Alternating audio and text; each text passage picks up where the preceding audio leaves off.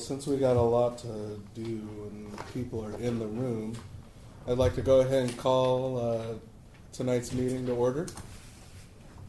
And let's go ahead and just start with brief introductions and conflict of interest. This is Alo Chosa, Chair of CPOT. No current, conflicts of interest. So. And if I might clarify, just given the content that we'll be discussing this evening, and the fact that there are guests here who may not have been here previously, if you could just touch upon whether you have a potential conflict of interest, what business you own, like Al just did, rather than saying no new conflicts, just make sure that you're kind of addressing that thoroughly at this meeting. She said that right before I introduced myself, so I'm going to assume that was for me. This is Tim Zimmerman, and I own Indoor Cultivation Systems.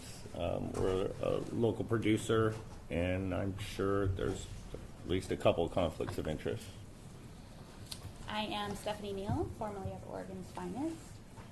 I'm currently seeking full-time employment, and I have no current conflicts of interest. Michael Montoya. I'm with City of Portland, Bureau of City Life. Catherine Koinak, and I'm with Prosper Portland, and I manage a contract with New Leaf for technical assistance for cannabis entrepreneurs, and no conflict. John Monteleone, Fridays Family Farms, Fridays PDX, pretty much walking conflict. Anthony Dean, citizen. Daniel Rowland, Fleshner Construction, Director of Operations, conflict of interest extraordinaire. Mike Rockland, citizen, and no conflict of interest.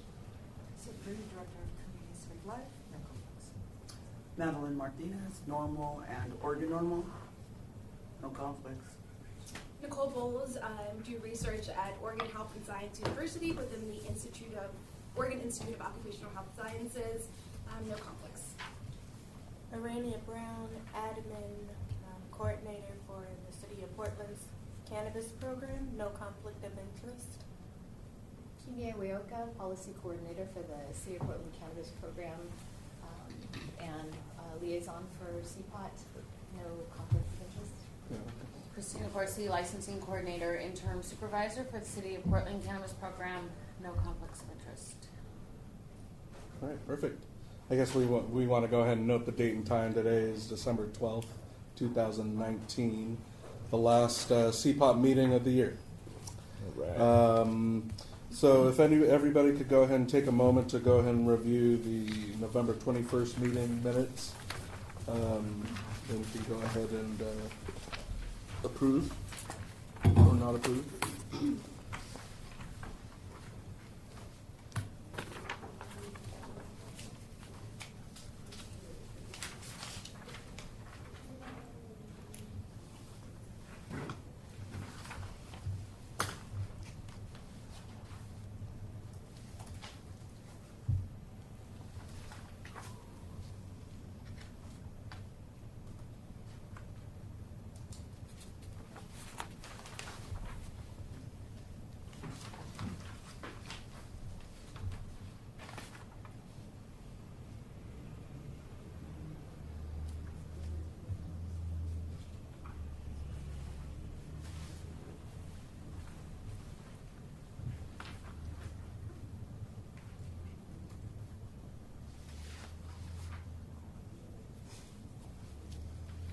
Are we going to note in the minutes that we actually did take a roll call vote to approve version 8?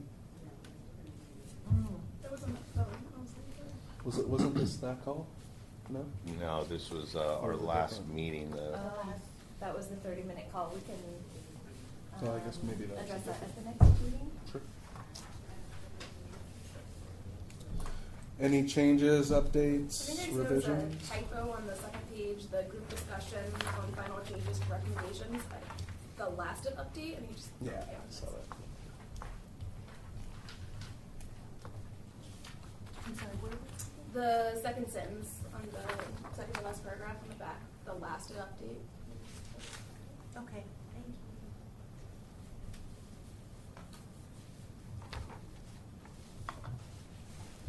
you. Right. Okay. Any other changes, updates, feedback on the minutes? No? Okay, all those in favor of approving the November 21st minutes with the corrections as noted, please say aye. Aye. Any noes? No? Okay, approved. All right.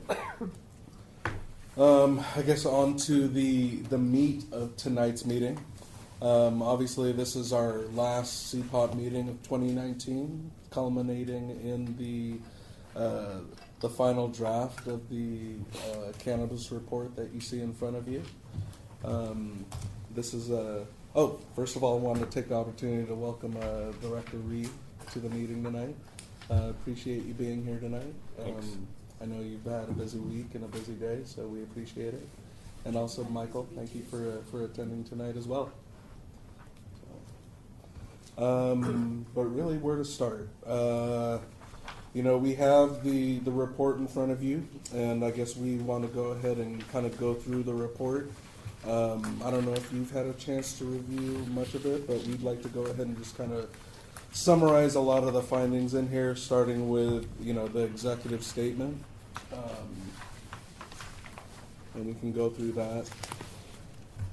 Basically, to summarize the executive statement, a lot of it, we've worked, over the last 6 to 8 months, going through, the core assumptions and getting a lot of feedback here at the board level, but also out in the community as well, and as well as our public visitors that we've had to CPOT.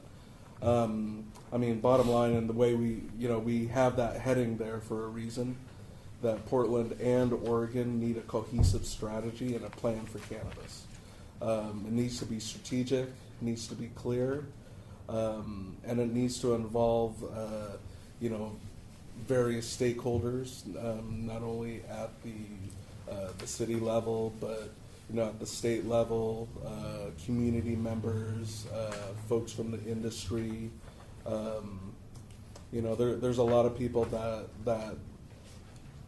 this would affect and would also benefit. So that's why we really see all the stakeholders as part of an ecosystem that we're all involved with, and every part of the ecosystem affects the other. A lot of trickle down effects. So, and that's why we really worded the executive statement the way we did. I remember when the cannabis industry first started here in Oregon. Portland really had an opportunity to kind of lead the charge as far as putting a lot of policies and processes into place to have a really robust industry, but also have good relationships with the city, the state, and a lot of different stakeholders, especially the citizens of Portland.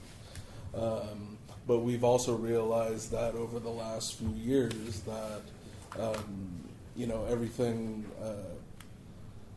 comes down to having a sustainable industry that would be able to address things like social equity, and sustainability and competency and a lot of the things that we mentioned in the report.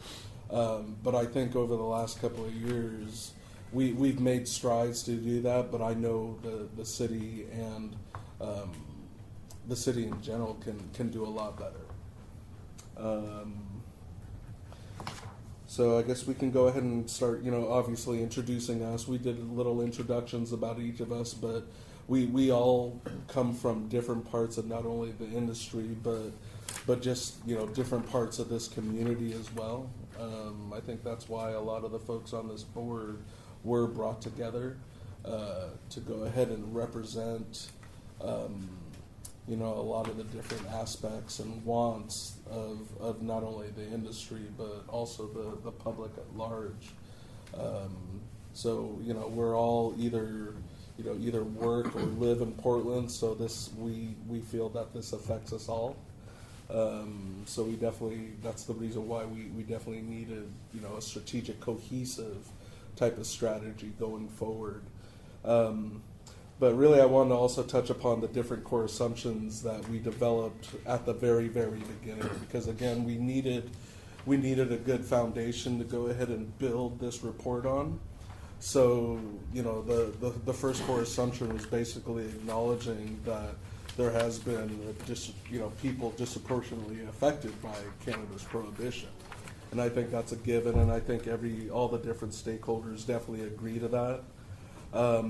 Another key assumption is that we know that the city and the bureau and even people at the state level are committed to adopting sensible policies for the benefit of everybody. And then a lot of the recommendations and action items that we have in the report do require a lot of time and investment, not only from the city, but also from a lot of the different stakeholders. And we know that, the impacted communities, the communities of color, the people that have been incarcerated previously, all those people have a key role in helping find a solution and developing the sensible policies going forward. And then the last one is definitely there has been a long history of racial inequity, and we all know that definitely needs to change. For cannabis to survive not only as an industry but also as a mainstream, I guess, idea, or lifestyle or medicine or what have you. I mean, there's a lot of different ways people see cannabis, and that's based on their individual situation. But we know there's been a lot of inequities in the way it's been treated, for sure. So really, we started this process at the beginning of the year.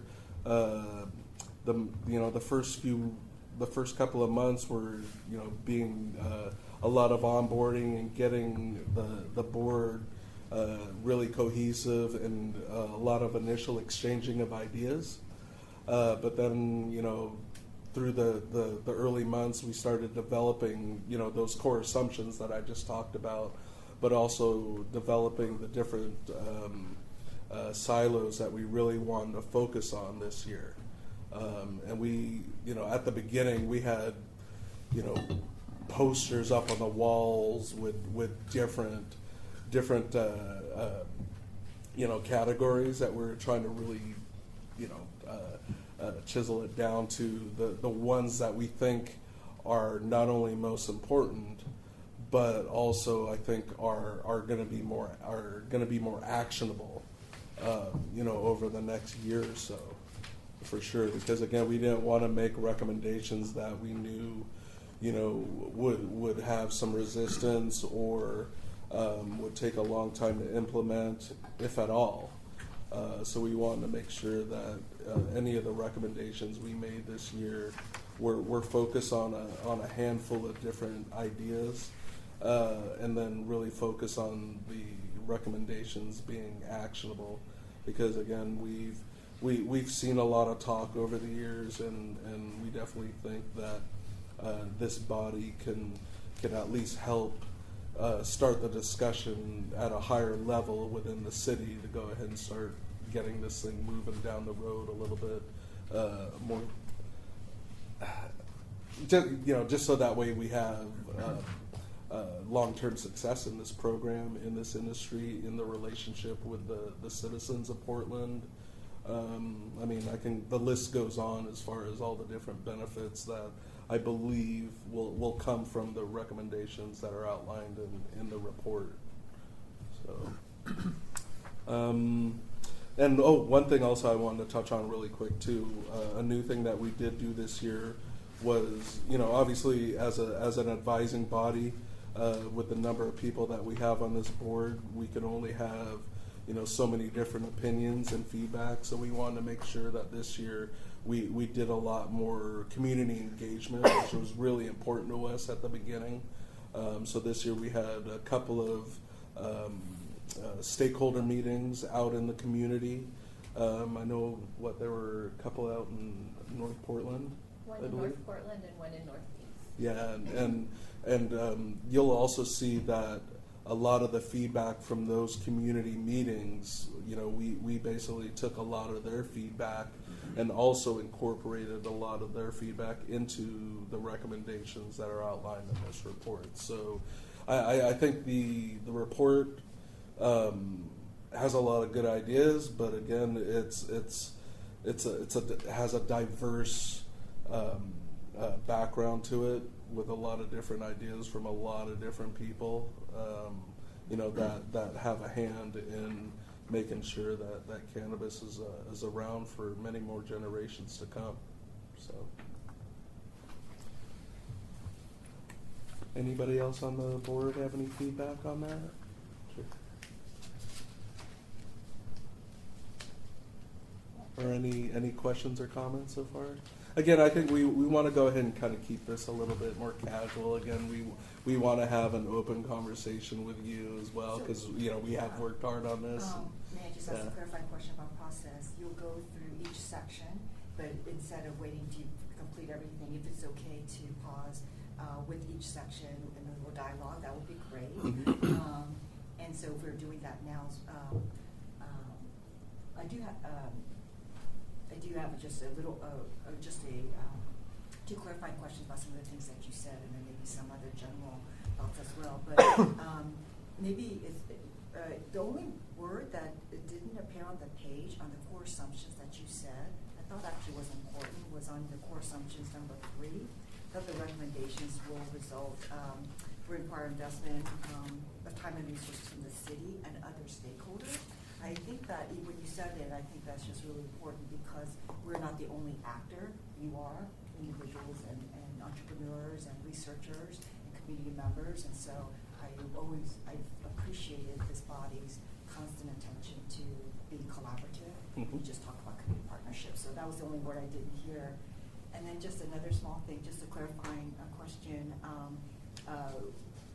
I know this body is attending to some of the federal legislation around and the threats to folks who are immigrants or maybe not citizens and undocumented, and they're working in the industry. So just I don't think it's in the document. I don't remember seeing it anywhere, but say community member rather than citizen, to always keep in mind that not all of us have that honor or that right to have that privilege. But I think I know what you're saying. So I appreciated that, because I don't think it's in the document. I think it's sometimes it's easy to say, especially in the Rose Room, that word. But I think what I hear constantly from this board, from this body, and the work that you're putting out is a really inclusive vision. And so, and then can I say one more thing? Yeah. Okay. I like been with you a couple of times, so good to be with you again. And sorry for my absence. I will be absent sometimes, but I almost want to look and engrave in my memory the people around this table, because when you were the first, and you're our first, well, you're 1.2 or 2.0, right? But when you're among the first, and you're laying down the foundation for a new industry, a new legal industry, a new body of work from the city, you are laying down the DNA. And that is actually very powerful, because decades from now, the values and some of the kind of the DNA that you're laying down will be that, because that's how institutions work. They start being perpetuated consciously and unconsciously through everything that we do. So I really appreciate that you're laying down some really, I was going to say badass DNA, but we're being recorded. So. But really upfront language and commitment to racial and social justice and economic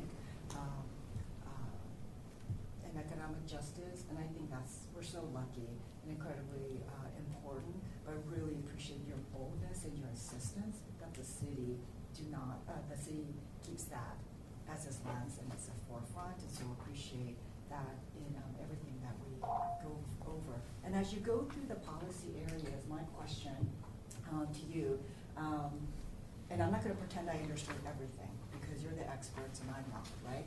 But my question to you, and you sort of addressed it, is there's so many areas of work here, so many opportunities, so many areas of need, right? But what would be your filters for prioritizing and sequencing? And you said importance and actionable. So I like that, but I wouldn't be able to point out. I want you to point out to us what is the most important, what is the most actionable, and maybe what is maybe even the hardest that we need to start working on now, because it's going to take a long time to get there. So at the end of the conversation, I'm curious of all these things, if you have a way to prioritize it, what would that look like? So those are my thoughts, and just at the beginning of the conversation. Michael, would you have any Nope, thoughts? nothing more to add. No, thank you for the feedback. I mean, if you would have seen the posters that we had hanging up at the beginning, I mean, we probably had, I don't know, 4 dozen different things that we were looking at, and it took a bit to really narrow it down. Again, we wanted also that we wanted people to kind of have a passion about each of these things as well. So Our I appreciate recommendation, that. something that we took into consideration and really focused on from the beginning, was items that wouldn't take a lot of money or time with high levels of difficulty to implement, stuff that can be handled fairly easily. And also, we definitely didn't want it to be so industry focused either.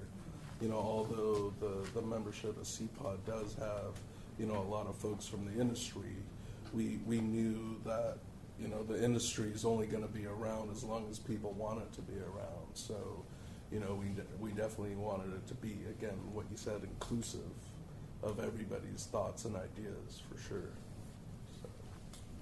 And because we're at this high level, and can I ask for your permission to share just a little bit about civic life and why we think this is such a good fit with our mission? And just, maybe you've heard this before, but I'm going to just take that opportunity. Absolutely. Well, our mission is to promote a culture of civic engagement and for all Portlanders, right? And when you think about so sometimes people say, well, why would cannabis then be under your bureau? I'm like, oh my goodness, cannabis was a movement. Legal, recreational, and medical marijuana or cannabis, it was a social movement. It was decades and generations in the making. It took community activism. It took all types of organizing. It took policy action. It took voting, and now we're talking about building government institutions to help be a part of that movement. So, cannabis, legal, recreational, and medical as well is one of our modern day expressions of civic engagement. And so to me, it squarely fits within our bureau. These are the issues that are important in our time and have been for a very long time. And then the other part I would say that's so resonant with our mission and our bureau is for all Portlanders. And when you think about all Portlanders and in your assumptions, those who are benefiting and those who have been disproportionately impacted and have been exploited and harmed. And so always keeping all in our thinking is, I feel like we are very much aligned. And if you could help us tell that story about how this is a civic engagement opportunity, and it represents that kind of everything from youth mobility to getting the laws passed. This is what it looks like. This is what democracy can look like, right? And the restorative responses when we have the ability to create new institutions. So I feel like we're so proud to have this work in community and civic life. Well, thank you. So that's high level. Now we can get to the meaty stuff. Okay? No, that's very great. No, we appreciate that feedback for sure. So, but yeah, I guess we can go ahead and start digging into the different priority focus areas. To break it down, you know, we, out of all those different silos that we were looking at the beginning, we basically narrowed it down to 4. You know, again, because I think that it was manageable, it was inclusive, it was actionable, it was involving many, many stakeholders, not only to benefit, but also to be able to receive feedback from. So that's why we were very excited to be able to present these priority focus areas to you. You know, the first area is social equity. And that involves, again, you know, the restorative justice, angle of what we're trying to do with these recommendations. And, you know, we also have, you know, research, because we know that's very, very important. You know, data gathering and analytics, you know, those sort of things. Competency also, again, you know, being able to destigmatize, you know, cannabis, you know, throughout the stakeholder ecosystem is very important to be able to get any work done. But then also looking at sustainability as well, because again, you know, and sustainability is more than just environmental sustainability, but business sustainability and you know, things like that. So, and I guess anybody have any other comments as far as why we looked at those 4 focus areas? I mean, That I you can felt share with that Director Lee? this team was put together really, you know, initially to address social equity issues. And so that was, I believe that's why that's our number 1 priority focus area. And then everything else kind of stemmed from that discussion. I mean, I could be wrong, right? I mean, I feel like, so some of the members of this group had been in a social equity work group prior to being in this group, and I think that my perspective on it, by the way, Laura Vega here, no new conflicts, Green State of Mind. I think that it was really important that came up first, because that seemed like the time was of the essence. Like, we have all this tax money, where is it going? Why isn't it going to the people who need it? Where is it being used? And really, that's the thing we have the most control over in the city of Portland too, is, you know, are we doing what we wanted to do when we voted this into law? Is this really, you know, the system that we thought we wanted when we don't see social equity in Portland? And we're not having restorative justice impact for a community that has been so poorly treated in the cannabis arena. So I think it just came up first in conversation because at least I really felt, and I think a lot of people here felt like we needed to tackle that first. You know, it's kind of in the same realm as dealing with people who are still, you know, in jail or have records. It's one of those things where you don't want people to suffer. And so the business and research, that's also important, and we can make that happen too. But making sure that we have social equity in place and that that's the skeleton of where we're coming from was really important to me as a member, just to make sure that we're building something that includes everybody. You know, it's a foundation, in my opinion. And I think that's what I've heard from almost everyone here. Yeah. If not everybody. I agree. And so in order to find that social equity and create it, I mean, you need things like numbers. So you need the research. You need to be able to look, and we can't just come to you or anybody and say, yeah, about 20% this, or, I mean, we haven't been able to get really solid numbers, unfortunately, So up true. to this point. You know, and competency and sustainability, it all still kind of comes out of there. And, but yeah. It really does, Tim. I totally agree with you. It does all connect. Yeah. And now that we're, you know, a handful of years down the road and the industry is becoming more mature, you know, I think now is a perfect time. You know, all across the nation, you're hearing of new programs coming online that are actually ahead of where Portland is as far as social equity. I mean, there's still programs and states and cities out there that are just vastly behind.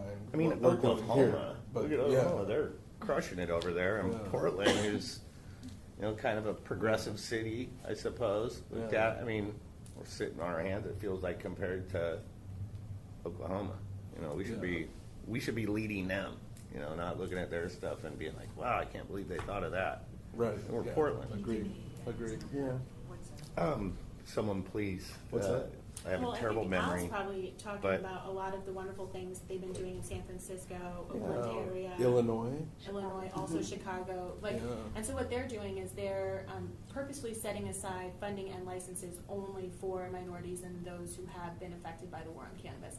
So they are, and I think they're kind of at a benefit in the sense that Oregon really didn't have that opportunity to look at licensing. I mean, we should have known. Don't get me wrong. But I don't think it was at the top of the legislators' minds of, licensing doesn't always proportionately go to everyone in the community. And I think that if you do look at Washington and even parts of California, that before RAC, when you're looking at medical and you're looking at Oregon and Colorado, then you start seeing, all of these minorities were participating, but when licensing arose, they fall off the participation. And why is that? And why aren't they able to also get licenses? Are they not learning about it, or do they not know about it? Are they getting denied? And I think that that was something that California was very concerned with from the get-go, because when they passed the law, they had a lot of lobbying and a lot of community groups that stepped forward and said, we don't even want legal cannabis if you're not going to include minorities. And so I think that they had the benefit of looking at other places that Oregon didn't, but it's not something that I believe we can't fix. I think it's something that can be fixed, and we can be proactive in the future about that, especially, you know, as we get into the social equity issue in general. There's a lot of things that have happened. You know, there's this overflow of licenses. It's hard for people to get anything. So that gives us an opportunity to carve out space for minorities who are trying to come into the market. And so I think that there are still ways that we can remedy that. And I know in Oklahoma, what Tim's mentioning is in Oklahoma, they had the largest release of prisoners in history. And all cannabis-related crimes, same day, everyone got to leave prison.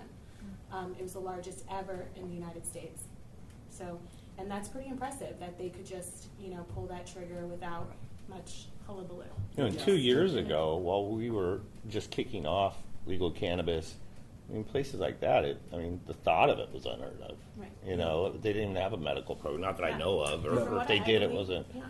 But I believe mean, they released like 834, These are- something like that. these are places where you wouldn't want to get caught with it wasn't even a crime here in Portland, you know, and an ounce of weed.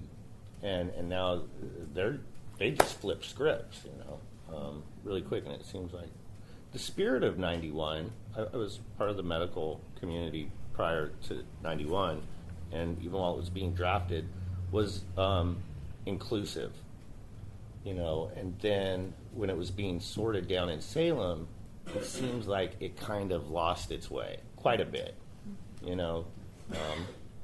The nice lunches and stuff that went on, but certain people seem to kind of turn the whole law around, and it wasn't there. It's not the law. I don't believe what people voted on, you know, 5 I years think ago. that's something we noticed right away too. As we Yeah. came into this meeting, and we went, okay, so the voters said, you know, we want this. The social equity should be part of it, and we all noticed that. And then the city auditor's report came out really close to when we started, and we all went, whoa, where is all this accountability for all these departments that are getting all this money, and why aren't they saying it? Why aren't we putting more into the social equity? And it kind of put us all in a trajectory to go like, social equity is the most important thing that the voters wanted, and we're here to try and help that along. So a year ago, in my opinion, that was kind of where we were all like going, okay, this is probably the most important part of it, and why we came to social equity is kind of the I was one of the tip of early the spear. drafters of Measure 91. I got to sit at the table and we got to look at it, and social equity was one of the big deals, especially protecting the medical marijuana program. Well, once it got down to Salem, we wrote it in there 3 times to make sure, I'm serious, but please do not mess with the medical program. And look at what they've done. I mean, they have totally devastated that program. Patients are now looking, talk about social equity. I worked on medical marijuana, that's what it was all about. And then one day I woke up and it was an industry. And medical marijuana people were just kind of pushed to the side. I opened up the world famous Cannabis Cafe in 2009 for a place for people to have the ability to socialize. That's not, because, I mean, they do have some places, but it's not the same energy, that same social, Well, the reason, embrace by people. oh, sorry. The reason that they used that was used, I don't know who they are, to start taking away and basically destroying the medical system was because of the Cole memo, or prior to the Cole memo. The excuse was, or the reason was, well, we want to keep the feds out of it. We don't want them to get involved in Oregon's cannabis. But we've seen for the last 3 years, they're not going and raiding states and pulling funding and all these scare tactics that were used to basically disassemble our medical system. And this has nothing to do with what we're talking about, maybe a little bit. But it's just showing where the spirit of 91 has lost its way quite a bit. And I guess I'll speak for myself. I feel like if we were to Be more do... specific to the 91 and what changed about it that changed our trajectory? Like what changed about 91 that made that? well, we weren't supposed to, it wasn't supposed to mess with the medical program at all. You have 2-year residency requirements. Oh, 2-year residency Right. requirements. That was a huge one. Yeah, that was, and then it went to at least 51% ownership, When they the got rid of local that 2-year ownership. residency requirements, people like me, who are independent business people that don't come from money, don't come from background, your economic sustainability is like, it's impossible, let alone social equity, excuse me. So there's been a lot of barriers set up that have really diluted the spirit of Measure 91. And I guess for me, I really feel like if we can get back to it here in Portland, the other counties and states and municipalities, yeah, they make fun of us because we are pretty weird and do things a little bit different. But really, they all want to be us. And so if we can create that and see that, hey, look what we can do, then it'll spread. But if we keep up this mentality of hysteria and the chicken littleness of the medical legalization, then that's going to keep spreading too. But if we can rein it in a little bit and kind of get back to where we were, 3 or 4 years ago at least, with the ideals, then people will follow us, and it will make it better statewide. But we're really hoping if we start here, it'll spread. And you know what I like about what Tim said? Is just that what you're also saying, you and John are saying the same thing, of that it's all about inclusivity. And it's not just from the social equity component on a race level, or minorities and women, but it's also on the level of small businesses, of people who were established before the big companies came in. Right. We were given a lot of promises. Recreational transitions. Right. We were given a lot of promises that small businesses would take priority, that Oregon cannabis is what mattered, and that they wanted to build Oregon small businesses and Oregon business owners and entrepreneurship, and that's not what happened at all. And so we have some small businesses that are still struggling, and those we can help. And so I think as a group, we were all talking about inclusivity from the business standpoint, and that comes in with the sustainability aspect. And then from the social equity standpoint, it's just us saying, hey, how do we get everyone involved again? Because community involvement is so important, and Measure 91 was all about involving people. It really, the spirit was, let's take everyone who's in this gray area of the law and let's bring them in and let's work together. Let's create tax revenue. Let's improve our system. Let's improve our societies and our businesses if we all work together. And then, including everybody ended up not mattering as much as including big business, which happens all the time. But I think that it was sold. Our whole deal was sold out within 2 years of being passed. I mean, so the closer we can it's get to that, I think the disgusting. closer where we can get to including everyone is important. And Yeah, as you can big see, time. I mean, Totally. it's a common thread throughout not only this discussion but also the report. The inclusivity of it, of everybody. Being able to have input on this. So. Obviously, you can see we're very passionate about what we've talked about over the last several months. So, And I know you want to move on to cover everything and go back. Yeah. To it, but I'm going to ask you a question about I would repeat in every section, so I'm going to maybe ask it now. and it's sort of related to, we definitely have industry leaders now and others, but if, how do I ask this? In California, you said communities refused, right? And so, do you feel that Black and brown communities in particular, community groups, not would-be entrepreneurs, not like hopeful, you know, like people who want to get into the industry, that this is an important topic for them, because because in this next stage of however 91 got passed and all that goodwill, and sort of to your point, what were those coalitions and that civic engagement, what did that look like? But now that we're at this stage, we need actually just plain old community groups, and their mission is their community, not necessarily cannabis, to also say this is important, just like they have said for climate action and economic justice, et cetera. And do you feel that this, because our recent experience, our limited experience with cannabis as a city as well, is that we've actually been a little bit industry focused, and I don't think we have been as community focused. We're even pulling this group together, research and mostly industry, lots of industry, and then less community groups are like just a community color-led group for which cannabis is one of many things that they care about. So what do you think is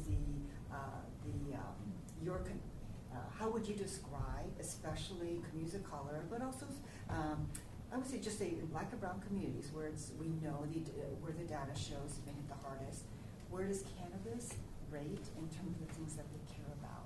And so maybe we don't have a definitive answer, but I think when we said about the core assumptions, and I said, and other stakeholders, like we don't do this alone as government and just the industry leaders.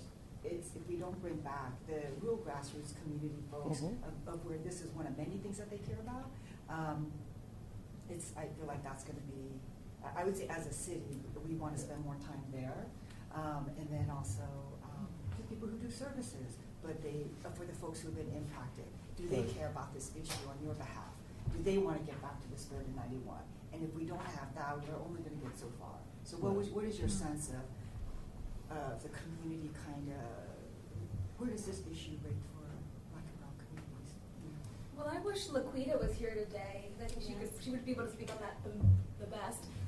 During our last meeting, she made a comment that they don't feel like we're doing enough. So we keep talking about this need for social justice and equity, but they're not feeling it.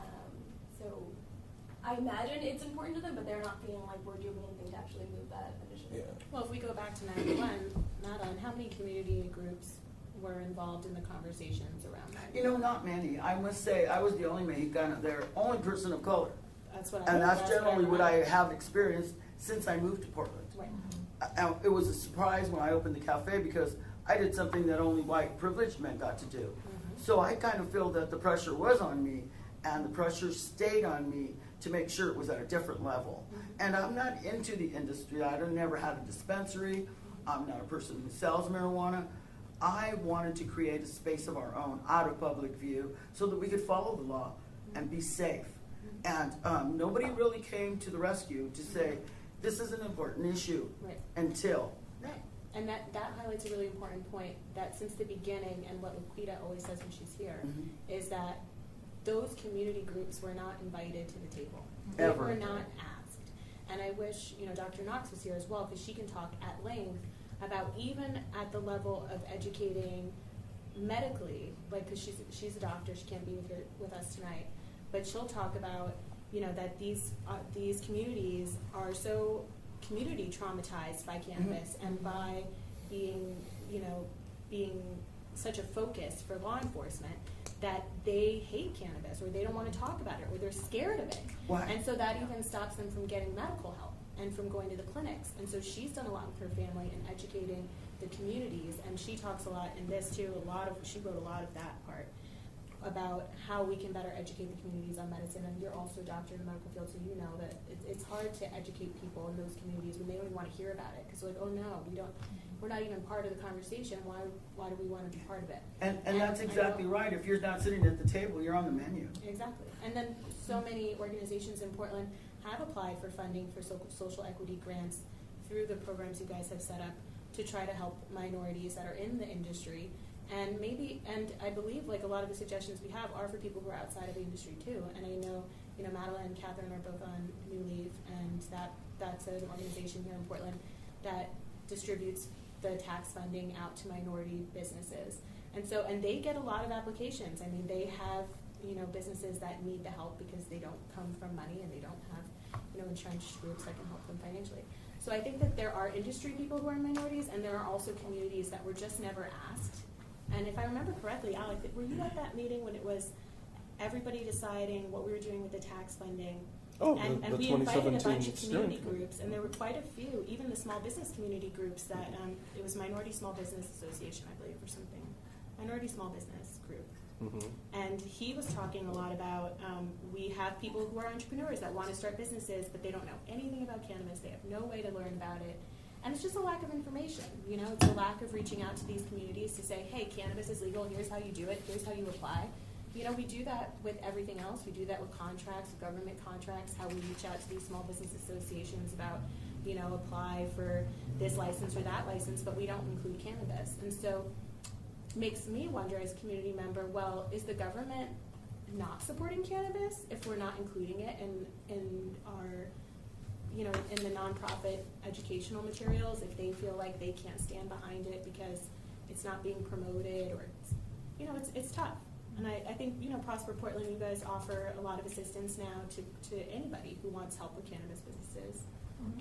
And so that's a wonderful change. But there are other community groups, I think, that just need to be invited to the table so that they can feel listened to. Mm-hmm. One of the things I noted in my culture is that Mexicanos, we don't mess around about talking about marijuana publicly because we're afraid.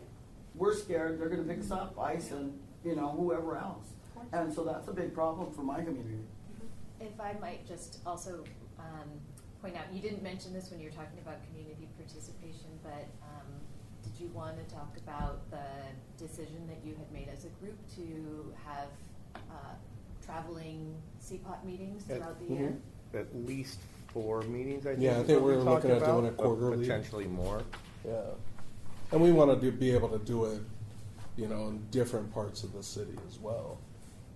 So that also makes it easier for those community members to come visit. Yes. That was also something that Laquita had brought up. She's a community member who has been coming to all of our meetings and has been a wonderful asset to us. And she really said, it's hard for people from those communities that are outside the Northwest or Southwest to come over here. And so we should really go to them. And I think when we were asking people questions about this, we did travel and we did reach out to groups for their feedback, and we did get a lot of feedback, right? Mm-hmm. Yeah. So, we talked about setting the DNA of it.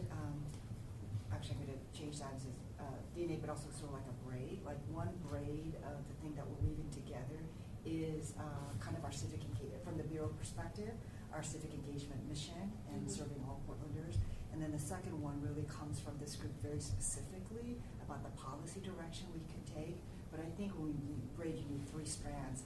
And I think that we can acknowledge that at least the city has not done a great job of really braiding in the real strong Black and brown community thing. And that's until we really have that, where this is important. It's not because we think it's important, we know it's important, but it was important in this way that we can talk about it. I feel like that's our missing gap. But of course, I think we all want to get there. And what we know is that when we're ready to have the conversation about in the way we want to have it, it doesn't mean that they want to have that same conversation. So if we're open to saying, if we really want black and brown leadership at the table, we're going to have to start our conversation may always come back to cannabis policy, but it actually may have different starting points about many other things. And so I think it's but I would like to know, maybe not now, but later, if we can agree to say that the Bureau or the city, the CPOT, and then we are missing another strength in what we're reading together. And then I think maybe some of the recommendations have that, so. Mm-hmm. Yeah, absolutely. I mean, we definitely wanted to fold all those kind of things into the different areas we focus on, but also the actual recommendations also. So, Yeah, and we can go ahead and start off by talking about the first one, and again, everybody kind of chimed in on the importance of social equity. So we wanted to make sure that was, one of the, if not the top priority, one of the top out of the four. I mean, again, this industry's starting to mature. People are doing business in metric tons, and in my opinion, another dollar probably shouldn't be made in this industry until we fix a lot of these issues, with people that have been impacted by prohibition. On social equity, we have a number of recommendations, and under social equity, the first recommendation really revolved around the tax allocation within the city of Portland. As you know, back in 2016, the voters did approve the 3% retail tax. It was sold as a social equity vehicle to the voters at the time. But as you know, earlier this year, the audit report came out, basically where funds were earmarked for Portland Police and PBOT, with just a little bit to the social equity grant program. We also know that there was no transparency or accountability on how the money was spent. I know not only people on this board, but also people out in the community, people in the industry, just general public folks that I've talked to were really fired up about that audit report. Although I'm happy to hear that there's going to be a work group, convened in the spring. That's a year after the audit report came out. So I definitely, think we could have moved faster on it, but hopefully these recommendations will provide a good blueprint. I can give you a little bit of background. I did sit on the original 2017 tax allocation steering committee, where just like this group, we came out with a lot of different recommendations on how the money was spent. And I, for one, was very surprised when the audit report came out, because that was not the direction we were looking to take back in 2017. I don't know, Lori, you could probably comment on that as well. Based on that, we have a handful of different recommendations as far as the immediate and actionable items we can recommend. The first one is making sure that we allocate a set percentage to the different areas. We know the three different uses were outlined in the law, but there was no stipulation on how much each of those different groups was going to get. So we suggested having a heavy focus on the social equity grant program, because again, that was how it was sold to the people throughout Portland, the voters in Portland, and we want to make sure that we live up and abide by their wishes. So we were looking to cap or set a certain percentage, obviously with a heavy focus on the social equity grant program. I don't know if it's doable, but we were suggesting 50 to 70% of that, especially now that this will be the third cycle of the budget, the third budget cycle for the tax allocation. I mean, Police Bureau and PBOT have gotten a lot of money over the last couple of years. So especially now with our focus on social equity, money does great things, and the money needs to go to where it needs to be. And also, back in 2017, one of the things that we had suggested was having either a cap or a one-time allocation to police and PBOT. But obviously, that we were an advisory committee at the time. We didn't set the policy on it. So we want to be able to go back to the wishes of the voters when that was passed, and be able to again focus on the social equity grant program, but knowing that, you know, obviously police and PBOT have this built into their budget, you know, we want to be fair and equitable, but again, this money needs to go to the people that really need it. And then also looking at forming a permanent tax allocation steering committee that would include people from this board, but also from the community at large, as well as, you know, folks from either within the, you know, the folks that are paying the taxes, you know, the retailers that are out there, or the consumers that want their tax dollars to go to, you know, to places that it needs to go to. So being able to have a permanent body that's in place to be able to assist city council year after year as they decide on the budget cycle for the next year, I think it's very, very important that there is a permanent body that acts as an advisory committee to you know, whoever drafts the next recommendations for tax allocation.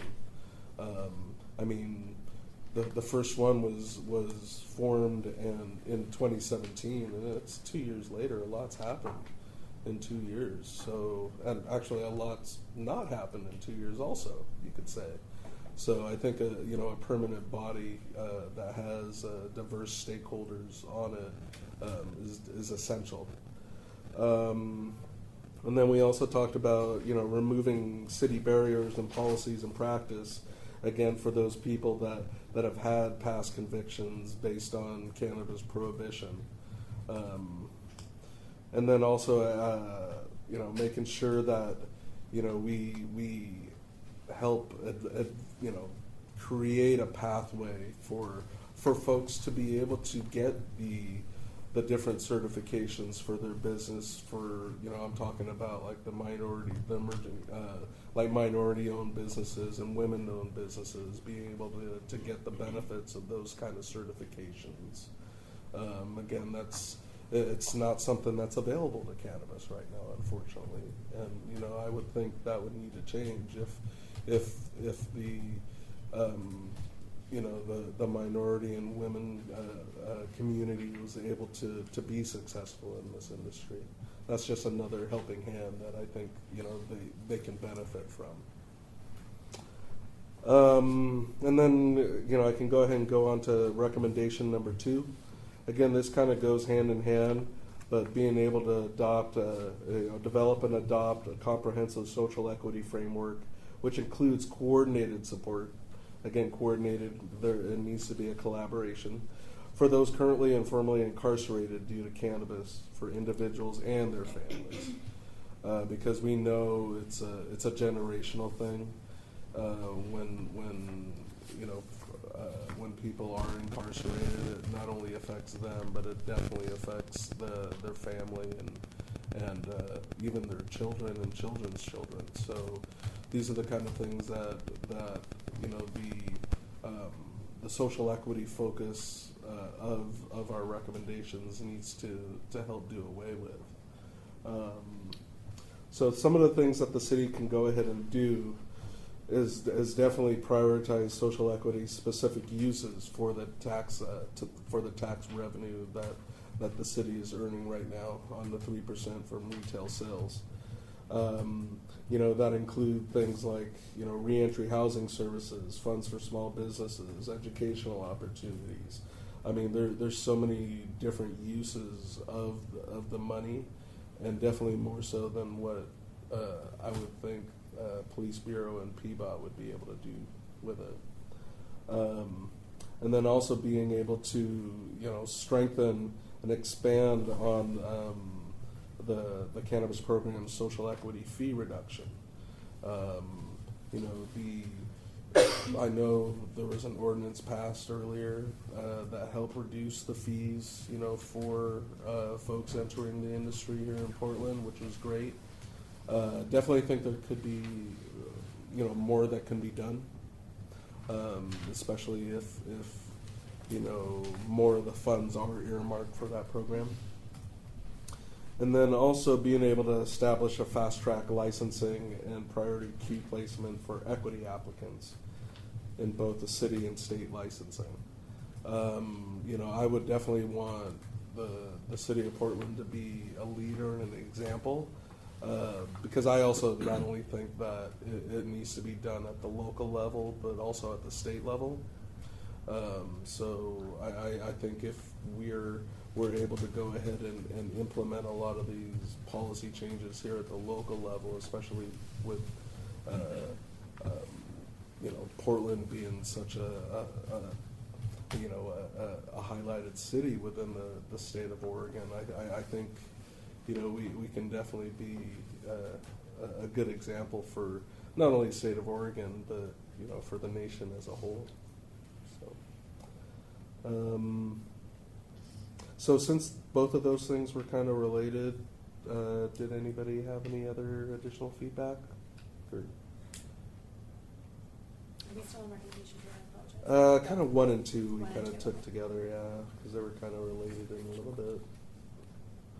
Seems like we had quite a, and sorry I don't remember, a lot of discussion around recommendation 2, and maybe stuff that the places where we could help or organize better to kind of help include support, you know, for the incarcerated. So if anybody else would like to talk about that maybe discuss it better than I could. Yeah. Yeah, I just go wanted ahead. to hit on recommendation 1 if no one has anything from recommendation 2. Yeah, go ahead. I think one of the big, really kind of emotional things that kind of came up was what we're trying to address in recommendation 1 originally, which was the tax allocation and who got the money. And some of the biggest amounts of money that were given had the least amount of information on it, and was really apparent to us all in the auditor's report, which is why we had such a strong backlash. And I just wanted to make sure I pointed that out to the director, because these departments that have very important transportation, police, obviously, for all of our safety and everything, we sure would like to have some accountability from them if they're going to take the most amount of money to tell us what it is. And the auditor's report came out pretty damning against them, and they took the most amount of money. And I think everyone's really aware of that. I just wanted to make sure I said it one more time. So that's all. I also Appreciate would it. say that even those bureau directors, I don't think they're proud of it. And also, I think there, and I think many members of council are not satisfied with that as well. So I think this one will come back to in future conversations about a strategy toward that. But yeah, I don't even think bureau directors are proud of it, and those bureaus, I mean, they, and definitely the city council members are not. Okay, great. Thank you. Adam, would you like to go ahead and take those? No, I would, Okay. I did want to say that I don't find the police in Portland especially comforting or helpful to any of us.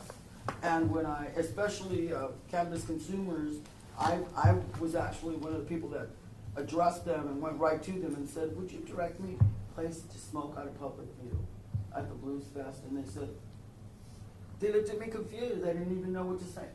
And I think that it's really concerning when they get this huge portion of money and they are not really educating anybody, and they're especially not educating themselves. Yeah. And I think we'll talk about that on the Yeah, too, yeah. very, very So, helped in.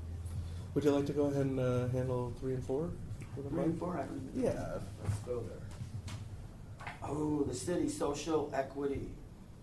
Is that what you're talking about? Yeah, recommendation The number 3, like Good compassionate giving. I know Right, you're I'm very here. passionate about Yeah, that. I'm really So, passionate about the Yeah. social consumption thing. And the reason I am so passionate is because I did it so long ago, and people We're doing continue social to hound me every day to find out when I'm going to reopen. Because it is a place that is, socially comfortable, and people want a place of their own. It's like everybody knows your name at Cheers, if you go there. And that's the way it was at our cafe. Everybody knew your name. We welcomed you home, and we treated you well. And the police came to visit us on several occasions, and were very gracious at that point. They enjoyed the fact, and they actually dropped off people at our cafe from the Veterans Administration and people who couldn't find a place to smoke. And I think that that really had a huge impact on the city of Portland. And I would recommend continuing the program. And it really upsets me that we still haven't brought the Multnomah County Health Department in here, because they're the ones who made it a big deal. Oh. No, go ahead, you finish your I mean, statement, they're and the I'll ones who follow made up. it a big deal. They came and visited me and said, we're gonna close you. And if you don't close, we're gonna charge you $500 a day as a violation.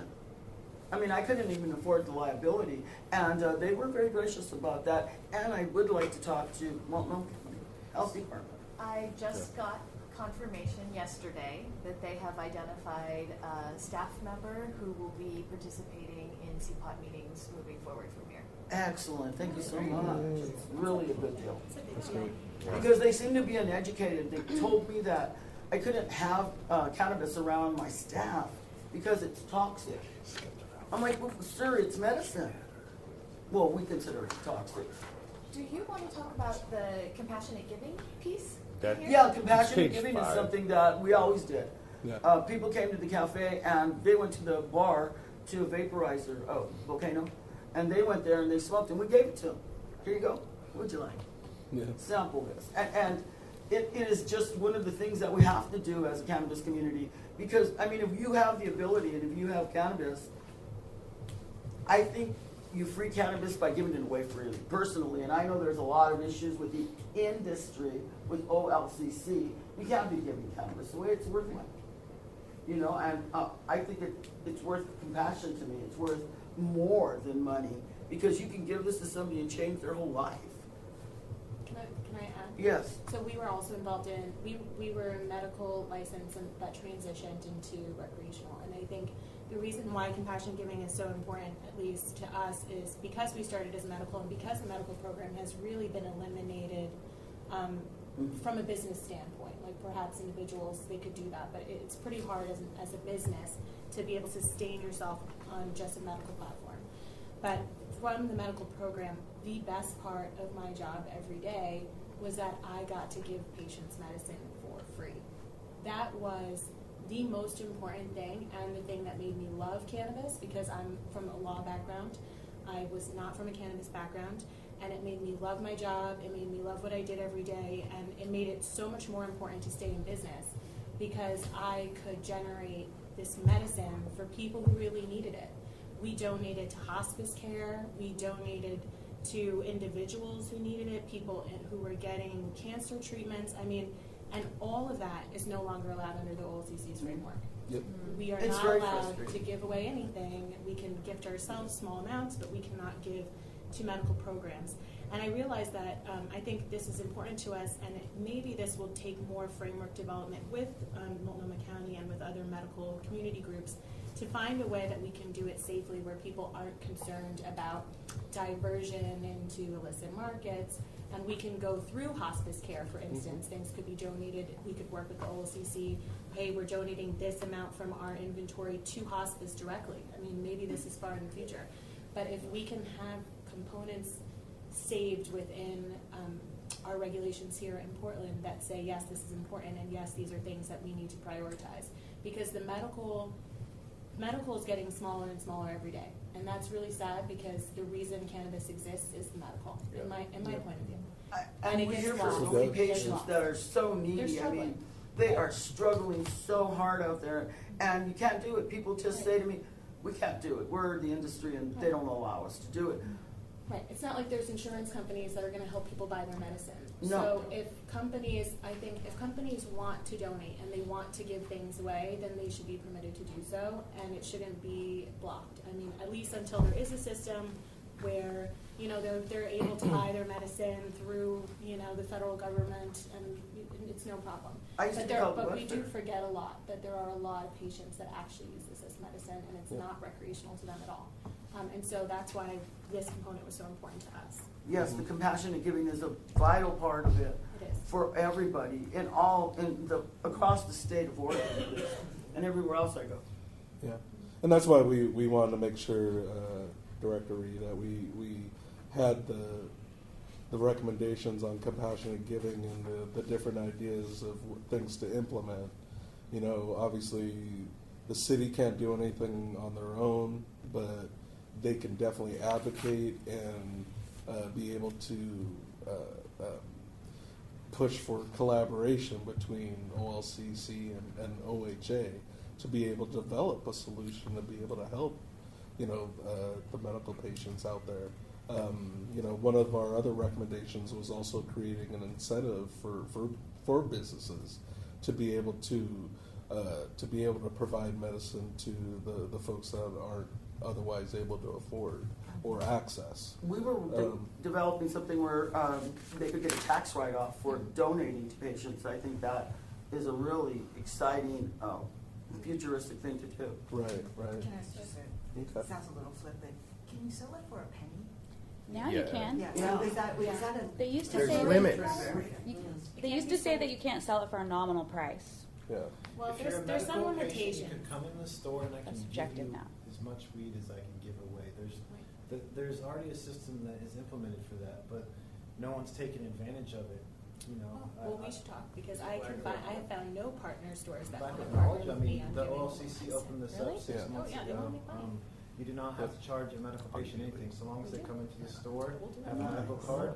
I can give them a free eighth of weed. And there's no ramification. So are you saying I've already done this. Are you already saying compassionate giving is now available? I'm just saying that I've already been doing this. Without a medical card, No, you you're have only to have allowed a a certain amount. You have to have a medical card. And then Now, But you're if talking you're- about everybody. If you're a like, you know, recreational person, then I can't. I have to sell it to you for the same thing I sell it to Madeline for. Because if I give you a deal, I have to offer the deal to everybody on the recreational side. So that is true. What everybody's saying is true if you don't have a medical card. If you have a medical card, you don't have to charge them. And there's a lot of people who use cannabis medicinally who don't have a medical card, whether it be expenses or. It's kind of like, you're just saying it's medicine. It's kind of like food. It's like food also has a value, but you can give it away. There are things, if we reduce lunch, there's lots of ways we say it's important, and therefore we can get it away. So there are definitely limits if you don't have the medical card. Yeah. As a processor, we definitely have a lot of limitations in metric on what we can give to the store. You guys have We really do limited. not have the capacity to give it away, even through stores. I have not seen that possibility, and this might be something we just need to talk to OLCC and metric about, because I don't have the ability to put 1 cent without getting a phone call about it. So, I don't know. I don't know how, we should You can find do it out for more. free though, to medical patients. You Yeah. should be able to. I should, but I'm saying right now, maybe You could transfer me- dispensaries can do it. You could transfer But me I- any amount of product up Yeah. to my dispensary, and so long as they're medical card holders, when they come in, Yeah, I they can are give them medical. that every time. That's great. I thought there was a monthly limit even to sell there is. medical. Yeah, I thought it was like you could buy a half pound twice, right? Depends if you're a medical store. I'm a medical store, so I can sell Okay. Oh. How about I Let's find look out more. into this and I Yeah, will we'll find report out Yeah. back to you. Thank you But so that much. does not change Thanks, that we Julie. can All right. still create incentives for businesses to participate. No, Maybe absolutely. what we really need is information about how to participate, so Yep. that we can do that. Yep, Because yep. I was under the impression we cannot. And that's why on recommendation number 3, the last actionable item, collaborate with state and local public health to develop education and resource information for businesses that are considering, implementing a compassionate giving program. And patients, Yeah, same. I mean, again, it's all one big ecosystem that needs to work together. So, people that fall beyond that wayside are the people that can't afford medical cards. Because I can tell you, as a business owner, all my money for the last 5 years has gone back into the business. I am a medical patient. I can't even afford my medical card. I lost mine in 2014. I decided I couldn't afford to do it anymore on a fixed income. $450. It's Yeah. per year or just per year? 200 for the card. I mean, you got to go through a And clinic. you have to basically be broke to You have to qualify basically- for. Your only benefit from having a medical card is avoiding tax, so you have to do the math on how much you actually buy at the dispensary to determine if it's worth getting the card for how much cannabis you have to Also gives purchase. you legal Yeah. protection as a patient. Right. That's You true. don't have being a recreational. Yeah, but I mean, I think a lot of people who don't have money would rather roll the dice. I You know. So should we move on to? Yep. the Yes. closing? Excuse me, we actually had a meeting with OLCC and a large-scale producer who wanted to donate product to a retailer to combat the opioid crisis. Mhm. And OLCC said you can't give it away, but you have to charge something, whether it's $1 or a penny. But OLCC was going to work between this producer and this retailer to come up with a plan. Okay, so it's not like public information. but Yeah. That's interesting. Number I didn't know four, about that either. number 4 was something else that we had. So reentry housing and people having problems getting housing, and if they have a charge, a cannabis charge or a drug charge or something on their record, and not being able to smoke or use in housing, right? Certain housing. Yeah. Or even be able to get a home loan, or even be able to sign a lease. But You know, even as 'cause far that as can- renter or being able to rent a home, what was Mhm. the Oh yeah. moving on to 4? Yeah. So yeah, I mean, do you want to go through the different Nope. action items there? I'll be DMC. Oh geez. You run. Yeah, I mean, under the reentry housing, you know, we had 3 action items on there.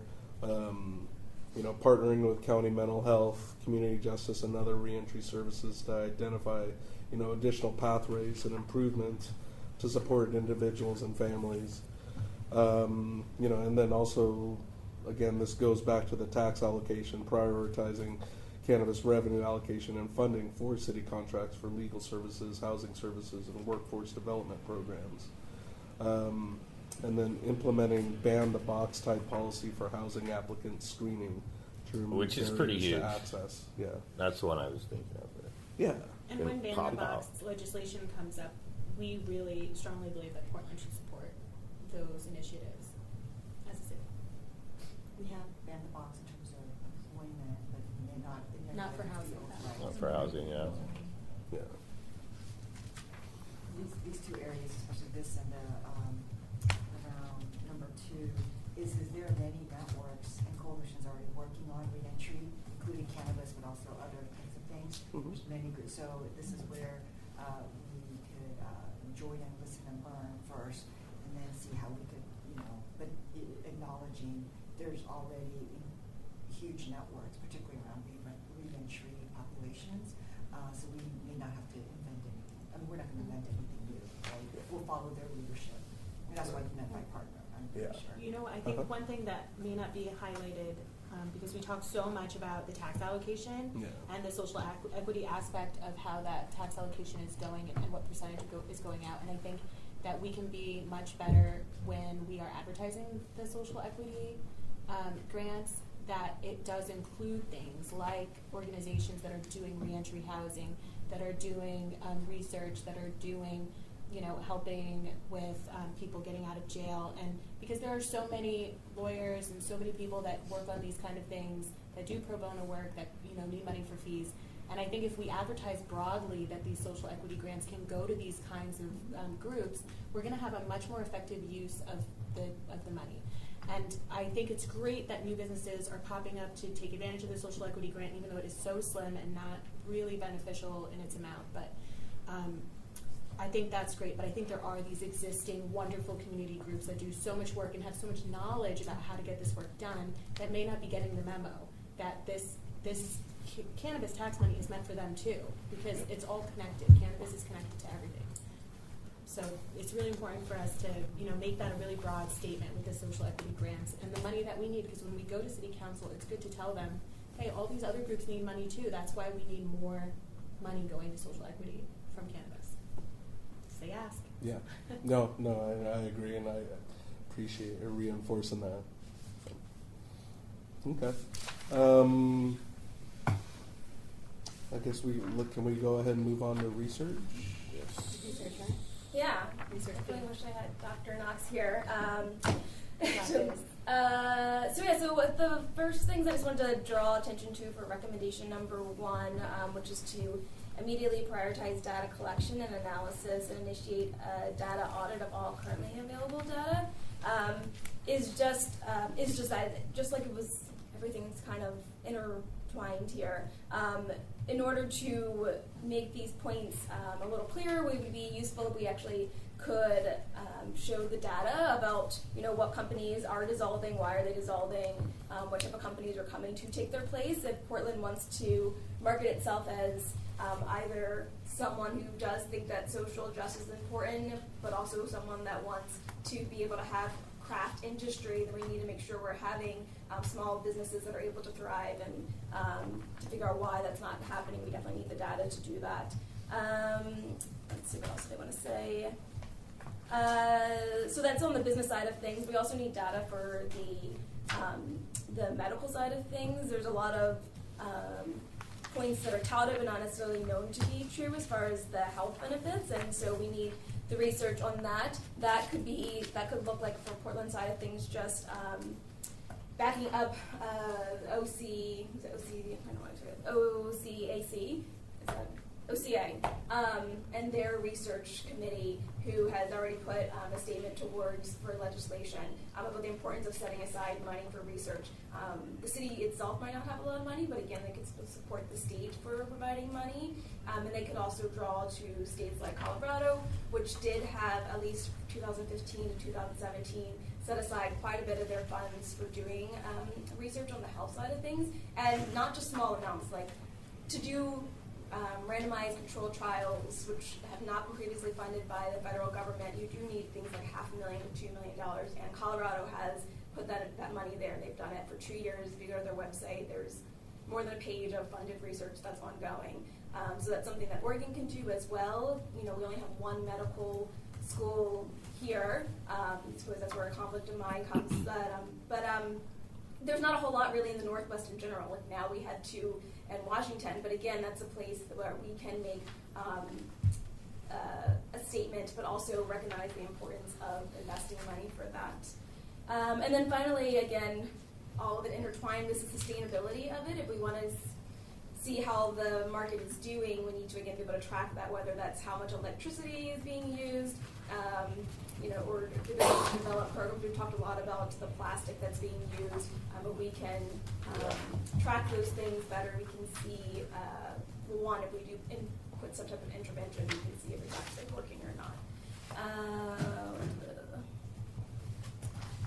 Yeah, and then for the second one, so this one, work with public health and public safety to better identify, define, and increase public sector competency around cannabis and measures for impairment. What do I want to say about that?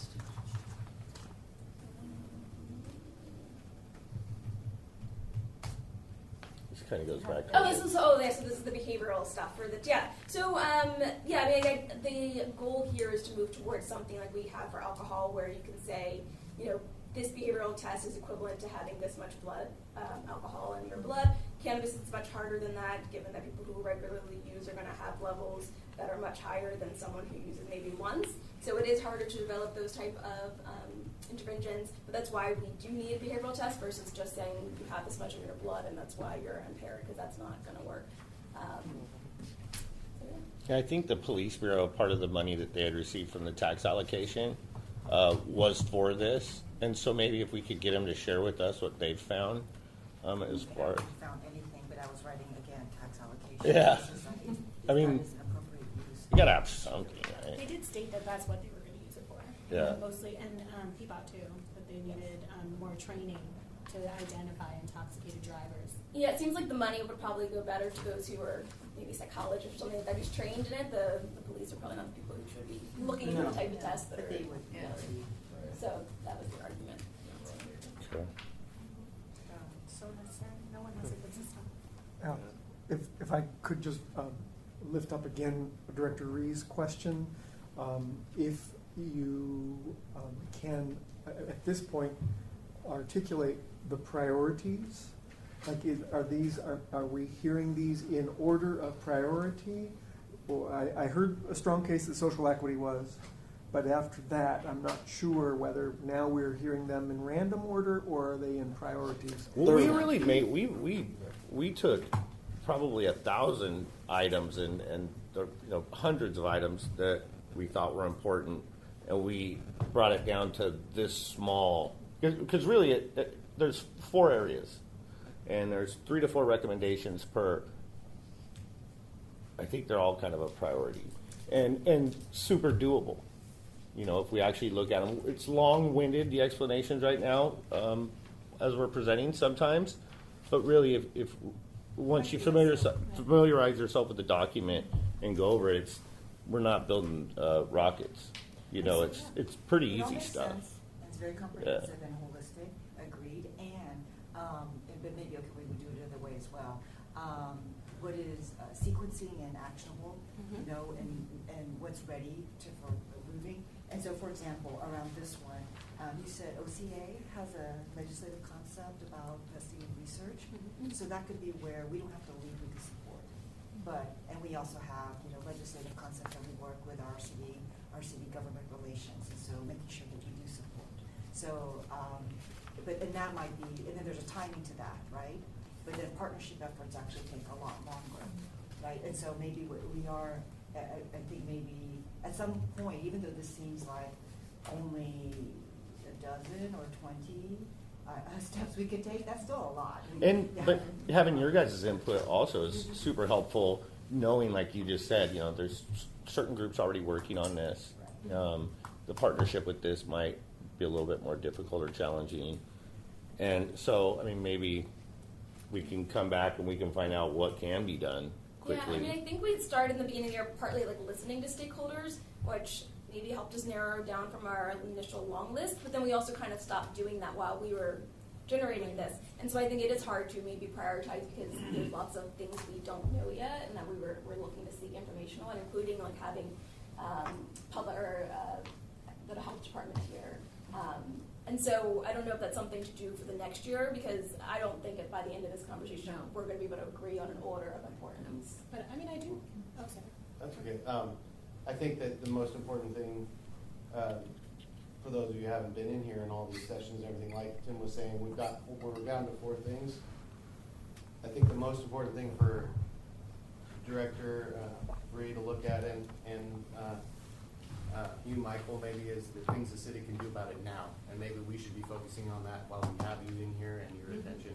What can you do about it now? And it feels like that's what you're asking us to some degree. Well, it seems like all of these, you're asking the city can take action on these things now. So one, thank you for your confidence in how much we can. Inspired by the high regard for our capacity and competency. We're just, yes, what I hear also is a little bit of openness as you tell us what actually, you know, like what might be more ready than others. And I think we also heard, even though it starts with community feedback, I think there still is, if you were to put this agenda in front of groups led by Black and Brown community, Black and Indigenous communities, which ones would kind of resonate with them more, and also where are some policy areas where they're like, yeah, we'd like to push on that too. So I think there is still ways we could order the sequencing of what we approach first. I'm going to also just be, please don't be disappointed. We're not going to attack all of these on all fronts at the same time at once. So just know that, and so however you can guide us, which is the most important. I have a couple of things. Tax allocation, I know that's most important. We have a tax work session. We have impact, so we know we're going to put that right up front, and we have some things in the works, partnerships and outreach to different communities and public health. I think the OCA concept, if that's going back to the legislature in whenever they gavel in, February, end of January, February, then let's make sure we don't miss that, even though that's not a lead position, that's a support. So I think we're hearing like, okay, if we don't do it then, we're gonna miss that boat. Then it'll be another session. So I think we'll be able to do that as we go through this. But if you had 1, 2, and 3, just tell us. So. Can I just ask you a question? I think I know the answer, but I think it's important and it underscores what do Black and Brown people think about each of these issues. Can you say why that's important? That's your own question. I think you said why it's important. Right. Well, strategically important. We know from as a statement of values why it's important, and we know as a statement from what the electorate has said why it's important, but strategically as a way, and possibly the only way, for a priority to actually succeed, this is important. Yes. I would say for many reasons. So even though there are some Black and Brown and Black and Indigenous people call us table, we don't speak for. So communities speak for themselves, right? So that's really important. And then secondarily, public will and political leverage, right? Is that these are political and policy decisions, and so you want as much public support as possible, and therefore, respectfully, even if we have Black Indigenous people of color at the table, again, going back to, we're not speaking for communities, they speak for themselves. And also, we don't want to get sideways with any kind of group saying, this is important to you, when we've not had a chance. We've said many times, they don't feel like they've been invited to the table. Maybe they weren't in 91, for Measure 91, and so let's learn from our past. The industry is what it is in terms of we know bigger money, and also folks who had access to capital. Is it a mainstream, white, male, etc.? Let's not perpetuate that on the policy side. Did I miss anything? No, but Okay. but this is why we're asking about priorities, because the kind of activities to create the opportunity for a policy to get prioritized and to go through all the steps with the partnerships that will include you, the city, and communities takes strategy and time. In terms of order of operation, I know that recommendation number 2 is the biggest holdup to public consumption. When you get to the legislature, the biggest question is, well, how do we prove if someone's intoxicated? And research. You know, So my- what I was going to, I'm so sorry. No, I was just going to say, historically speaking, from our perspective at the cafe, we never had any problems with anybody. We actually sent one person home in a taxi, and everyone seemed to leave there and know somehow, because they were medical patients, my God, I can't smoke anymore because I got to go home. And that was really effective in so many ways. I mean, nobody had an accident, because they would have come back to me immediately and let me know, hey, there was a car accident because of your consumption or because you let these people go. And I think that was a really big deal that it never happened. I would say the majority of the people will take that approach, but just like with alcohol abuse, right, you always have a percentage of people Sure. who are not, yeah. I mean, one of my, for questionnaires when I'm trying to find if someone is dependent is, are you using during hazardous situations, and 30% of the people I have fill out that survey are using Oh while yeah, driving. So there's people driving around Yeah. smoking at the same time. yeah. That doesn't make it right, but. Right, but I'm yeah. saying that's why, yeah. Mhm. So but I don't know, that is important, but just as far as things that can get done in a timely fashion, I don't see that being one, just knowing where the research is there. Well, that's what I wanted to add, was that I think that there are foundational items that need to be done first that are beyond the recommendations. They're part of the recommendations, but they're foundational and part of the strategic element you're discussing, which is the transparency in the tax, finding out exactly what money is being used for. That we need to know. Research, we need to implement that immediately.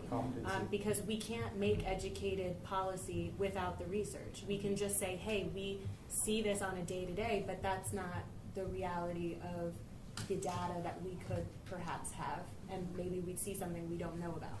So I think that there is, there's also the element of we need to first reach out to these groups who have not been invited. I mean, if you weren't invited to a party 4 years ago, why would you come now? You wouldn't just crash it. You need to be invited, and you need to be asked what's important to you in the cannabis space. And so I think those are 3 things we can possibly all agree, and please, tell me if you don't, but those 3 things need to happen before we can do anything, in my perspective. And even within research, I probably could give 2 or 3 things that could be done immediately. One is to have the resources, both people and a database, to actually be able to store and easily export, so you can do the analysis on even just business licenses. Mm-hmm. You could partner with OHSU and their department who does the behavioral risks. It's BRFSS. It's part of the CDC, but they're just doing it on the Oregon side of things, and suggest a few extra questions on cannabis that can be asked, so that way you can see what's going on the state level of things. And that's a partnership and not starting something on your own. Mm-hmm. So even if I'm just giving 2, those are relatively inexpensive things that could be done and give us data that we don't have now. Kimmy has been trying to speak for I just wanted to make sure to share, and I don't know if it actually made it into your report, but Brandon had always said from the beginning of this year of CPOT that the annual recommendations that are generated by CPOT and the report as a whole would have a companion piece that we as the cannabis program and the city would write, partly in response and partly with some plans and action items that were informed by this process. And so I guess what I'm hearing, you know, as the whole conversation unfolds and as we talk about like best practices in public policy making, that companion piece is really the clear next step to the group working together, and also for us in the Bureau talking about you know, what would be in that response piece, and I'm trying to capture all these elements of like, okay, this is like mental to-do list for the group, but it sounds like there is a natural kind of overlap between the group's already identified desire to reach out, whether that's reaching out and inviting people, or reaching out and actually taking CPOT out to some of these communities or community organizations to just have a conversation, not even, you know, present. That's what you guys had talked about. You didn't want it to feel so stiff,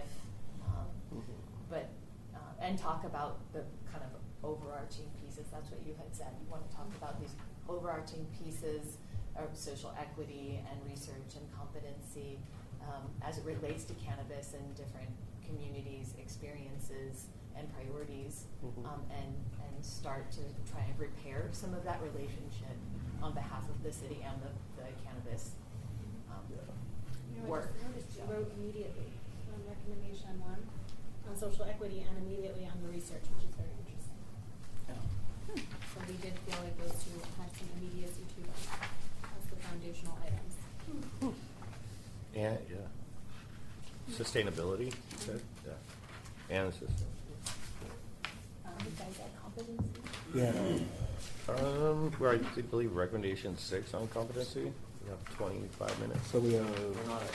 So I was going to say, I know we only have about 20 minutes or so to comment, or we can maybe spend a little bit of time. But if you're willing to have an additional conversation, it's great service to us as a bureau to go through this more, and we need more time. Happy to offer it and continue the conversation, so we give the time to each recommendation that we really want. And then I also want to say that even though we have the time to have lots of discussions and build relationships, I just want to plant to see, because the next time we probably come together, we're probably going to come back with some. And think about the tax allocation. Is that that's going to occur whether on their timeline, right? March. How do you get this information in front of council in a way that can influence it, right? And not a report, but a presentation to council, or another way to get information to council. So I want us to think about, even though we might take another meeting to go through the rest of these, around the tax allocation, we might come to you with some things we can do to make sure some of these foundational pieces help influence the allocation discussion, right? And so we'll work with our commissioner's office about what those opportunities are. It might include the presentation of this type of report to council, probably like February, right? Just being practical. It's not going to be January because we would have set that already. And or other ways, how would we get this information, these ideas, to influence that conversation in other ways? And so, anyway, I guess my invitation is we could take as long as we like for you to make sure that other members of the bureaus, that we have a little bit of competency in helping push your work forward. And at the other time, we may have to work a little bit more quickly to take advantage of the work session. So we do both. Yeah, nice. Yeah, thank you. I guess we'll go ahead and just move quickly on to competency. Who's handling that one? I've got recommendation 3 on that, and I can probably just. Yeah, I mean, we could talk. I mean, like, you know, recommendation number 1 really is data focused. You know, being able to use the data to refine, you know, health and public safety policy. You know, data is definitely data is king. It's definitely very important. But the recommendations for, you know, using data from you know, different jurisdictions that have already gone through this or actually have databases out there that, you know, again, why reinvent the wheel if there's already information out there. But as far as the action items under that recommendation, we talked about requiring CPOT and the Cannabis program to receive regular reports and collaborate with Portland Police and Multnomah County Health Department on cannabis-related public health and public safety data. That's something that, you know, we've been asking for a long time, and you know, I know there was at one point where I think there was a temp employee that was going to be kind of the data miner with the Cannabis program, and that never came to fruition. But you know, the more information we have, you know, the better policy decisions we can make. And then looking into researching and recommending anti-discrimination laws and policies as it relates to patient health care. Again, you know, you see a lot of what I always call Canada discrimination, and you see that a lot with public health folks. I mean, you know, I've heard stories where people have gone for service and have either been discriminated against because they had mentioned cannabis use. But then also supporting the development and delivery of a cannabis curriculum or training program. Again, to those people that are in public health, whether it's Multnomah County or the hospital systems or what have you. So. Just because I care about data, I just wanted to give an example of where I've seen this work well because there's the data, and it's maybe something that's more pressing and that the health department cares more about. But so the HIV rates in Portland and maybe Washington counties and whatever surrounding areas have been increasing, and not only increasing, but they've been increasing in needle sharing communities, which is not something that Portland has seen in the past. And I think like a month after I saw that data, I actually saw a public health campaign, which I don't really see a whole lot of these here. And when I saw the ad about these rising rates, I had made the comment of, well, why aren't there ads in New York? When I was there this summer, on every bus there's like the push for the undetectable means you can't pass, and so now they're having those here, and so that was like one of the best data to initiative that I saw, and I would love to be able to have something that we could do here as well. And then going back to the TIMP, I know the issue was like you had the TIMP, but then that's when you realized there were problems with the database, so, right? So it was like a larger issue. There were a number of variables that But there was like a nice impacted release that. because we pushed that you were able to identify those things. As like, this is what. Yeah, I mean, it was very helpful to have you guys kind of lead the conversation with, well, you're asking us to talk about policy, but we can't really make informed policy recommendations without some data. So where's the data? From every aspect, from the business industry, from the diversity in the industry here in the city of Portland, also to the public safety data and law enforcement stuff too. And so, yes, as you said, data is king, queen. Yeah. Yes, thank you. I wanted to just inject that a lawyer here in Portland calls it cannabigotry. When you go somewhere and they go, oh, you're a cannabis patient, or oh, you're a consumer, cannabigotry. They just treat you differently. Mm-hmm. It happens everywhere. Yep. And it needs to change. For sure. Oh, Yeah, I know we had touched a little bit on why we have recommendation number 2 on this report. You know, I think maybe Madeline, you could speak a little bit more to that and maybe go through why we chose these action items that were listed before under social consumption. Mm-hmm. Well, if I can find it, I will. Page 6. Page 6, sorry. And this is an area where I think we're a little bit more familiar than maybe some of the other areas. Mhm. Oh, okay. Well, let's see about social consumption. Where am I? Number what? 2. 2, 6. Here I am. Support. Legalization of temporary permanent locations. I think that is such a great idea. We've discussed this so much because people are hurting for a place out of public view. And the fact that we lack it is just so devastating to our community. I mean, we've all been left out to smoke in the shadows of the city. And they tell me that the reason that they don't want to pass it at the legislature is because it confuses children. They think that if we have a cannabis cafe or lounge, that they're going to think it's okay to smoke cannabis. What's legal in our city? And it should be okay to smoke cannabis out of public view. And so, of course, these are the really important things, and we just feel like the city could do much more. Don't get me wrong, Brandon did a great job when he went down to testify at the legislature for us. His language was perfect, everyone understood it. The only ones that didn't get it was the health department. They were the only ones that sat there and they said, it defies logic, what they said. To say to me that having that cafe open sends a bad message to children is absolutely ridiculous. And yeah, it's a really serious issue. Creating a framework and a memo for social consumption of cannabis in Portland is really serious. And we'd love for the city, I mean, wouldn't it be perfect to be in Portland again? I mean, it was iconic that we opened in the city of Portland, the first in the United States. I even talked to the mayor about it, and he thought it was very, very important. But facilitating the community involvement by hosting meetings and discussing public consumption in order to destigmatize it, I think is really a valid issue.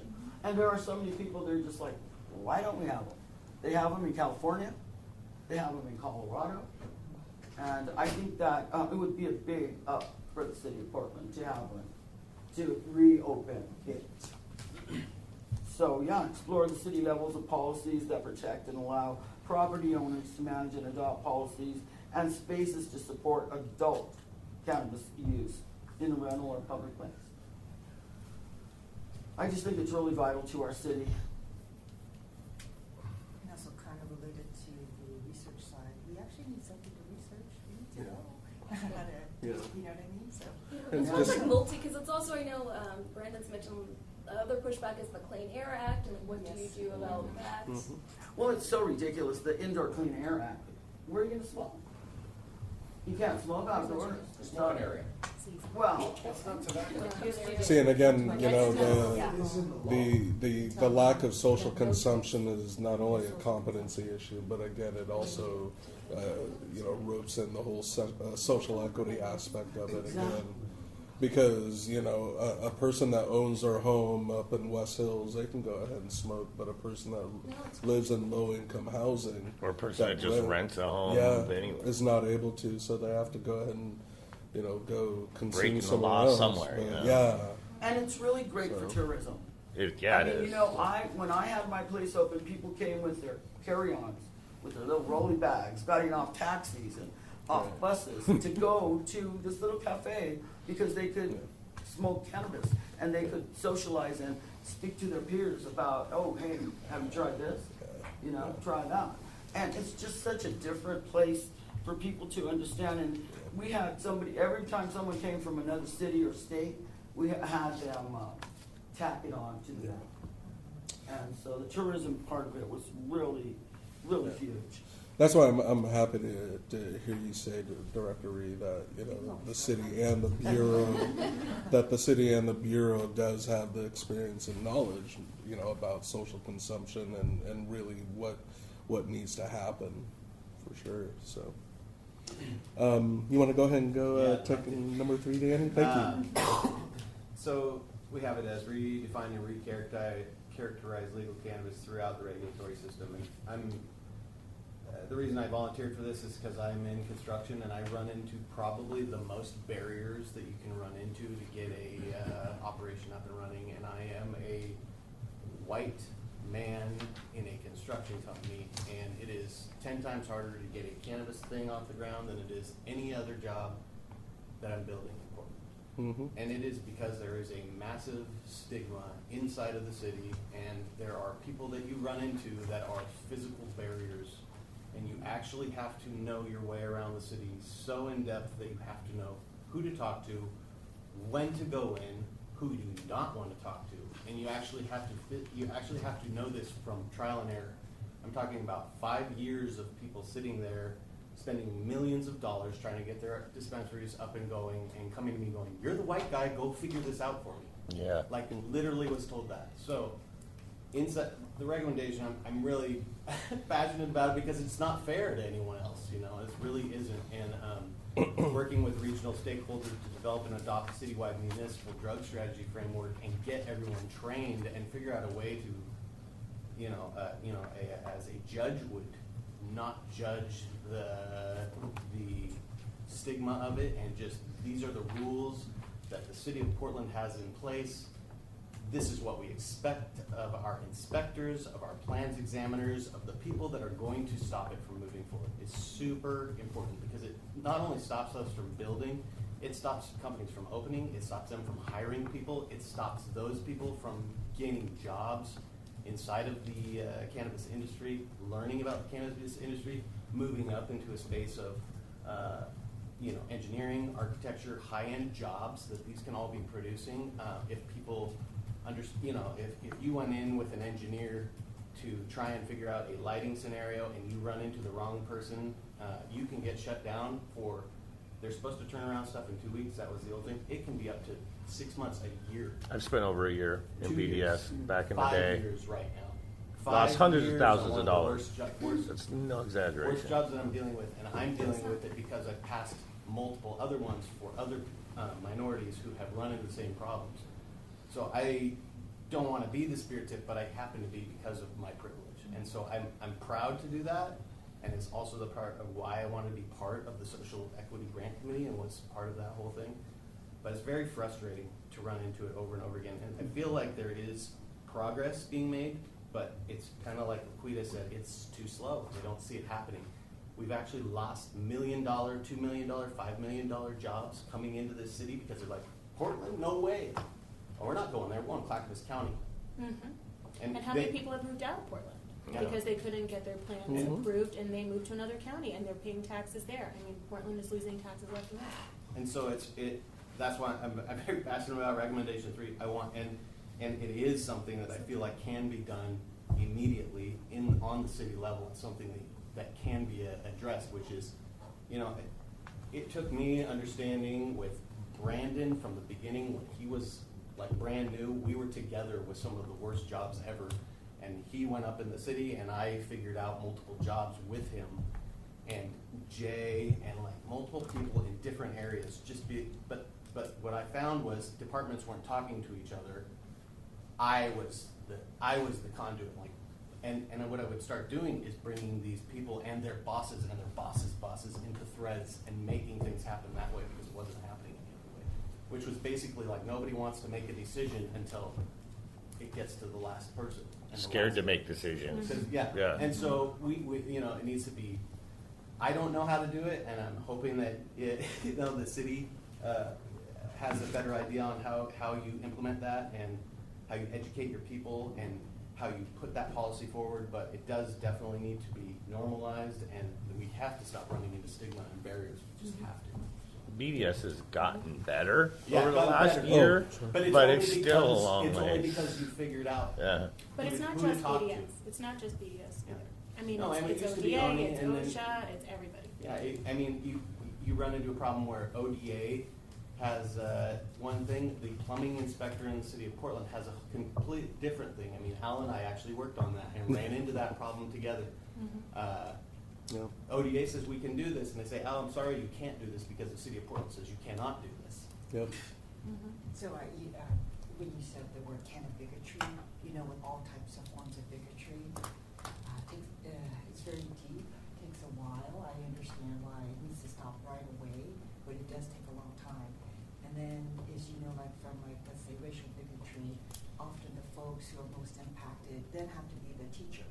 Unfair, I'm just saying it's unfair, but I'm saying, but if there was that, so who would actually teach, educate, and even train these groups? So, so my point being is like, Don't you guys, No, I don't you would. require like any kind of sensitivity training for government workers? we or- do, for equity, we have an Equity 101, for example, but I'm just gonna be honest, as good as it is, and it is required for all employees, how far we've gotten as a city around equity, right? It is still going. But my question is if we could get,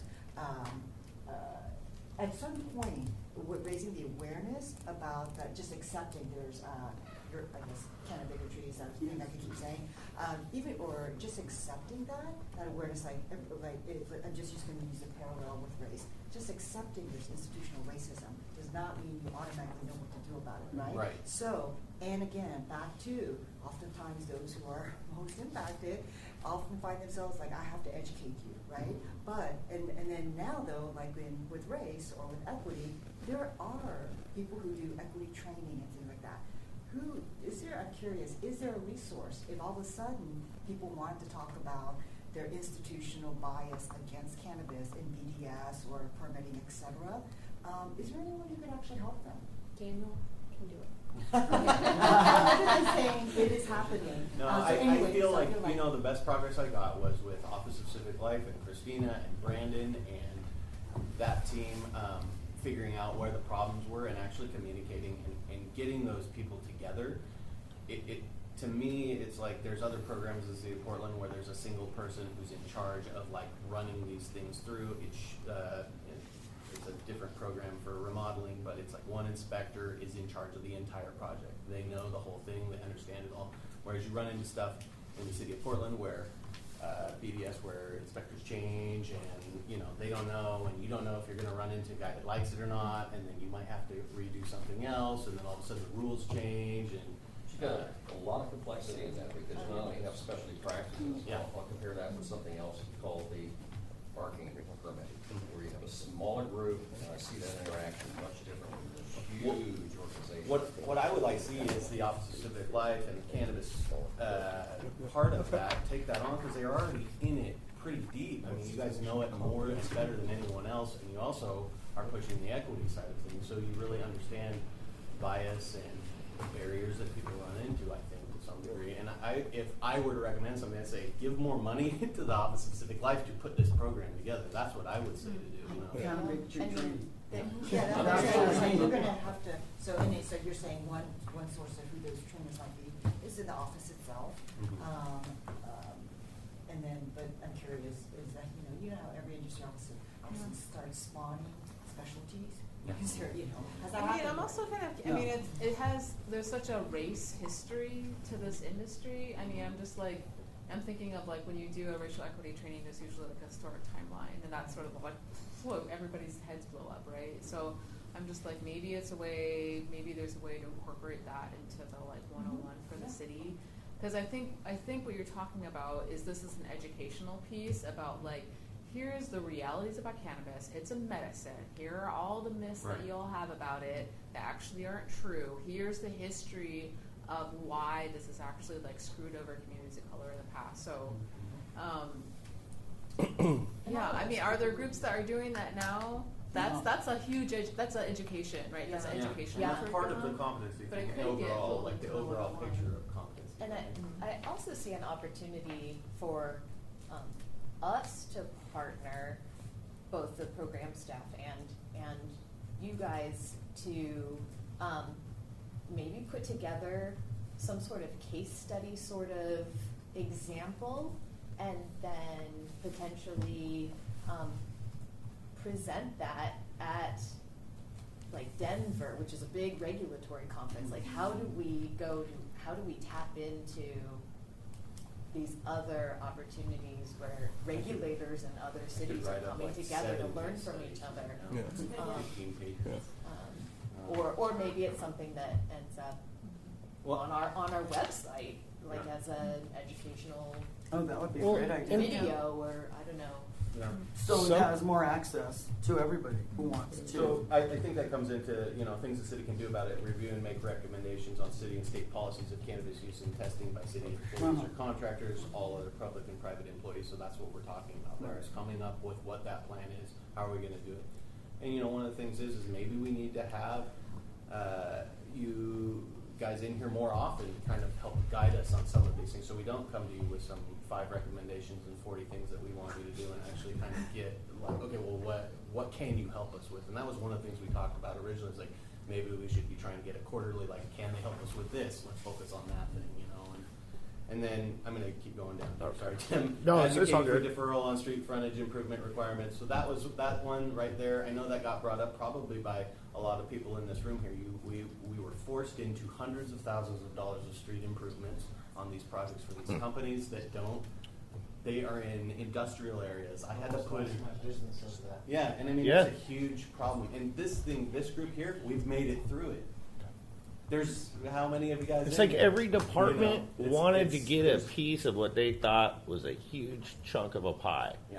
And I can I nickel mean, and dime there's- this conversation, but $10,000 nickels and $15,000 dimes Right. all night long of the crazy extortion we were put through to open our business Yeah. by BDS and the different departments there. Right. Ridiculous. And, on that street frontage thing, I think one of the ones that just comes to my mind is one that I'm working on way out by the airport, deep in the industrial district. They had to put in trees, and sidewalks, and all this stuff, and it was the only business in miles around with a sidewalk and bark and trees and irrigation system and all of this stuff, and they're sitting there going, why do I have to do it?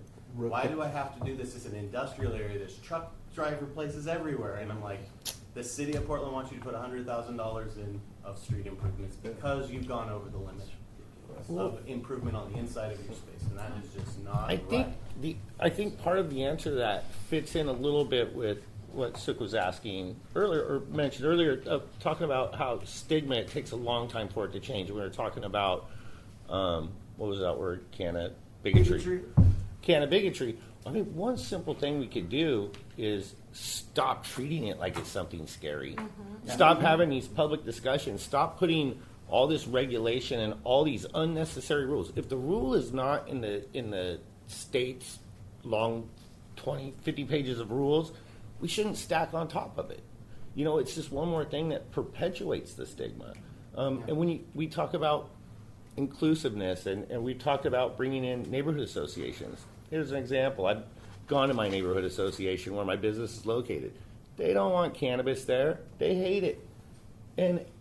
But it just keeps the cycle going, and it keeps the cannabigotry going by even letting certain groups even have a say in it.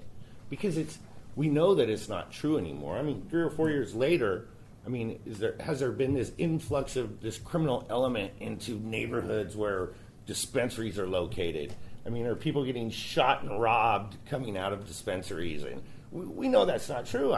Maybe a couple here and there, no more than a 7-Eleven. That's all over cash. That's not over the cannabis. That's because we're Well, forced no, to I'm not just saying the example I'm using is all of the hysteria that just keeps getting put into play.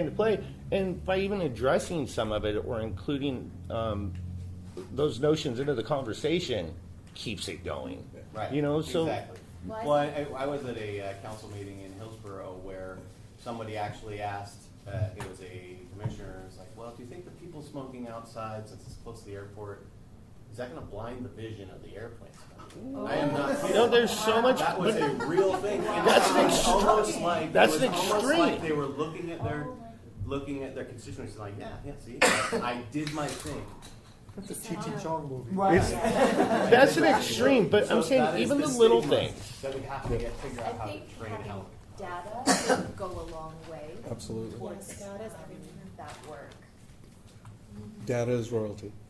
There's Anyways, I just made wanted that to up. thank you, Danny. I Yeah, appreciate sorry. that. Good thoughts again, as you know. It's pretty obvious that Get he's us passionate fired up, about it, Danny. as we are all.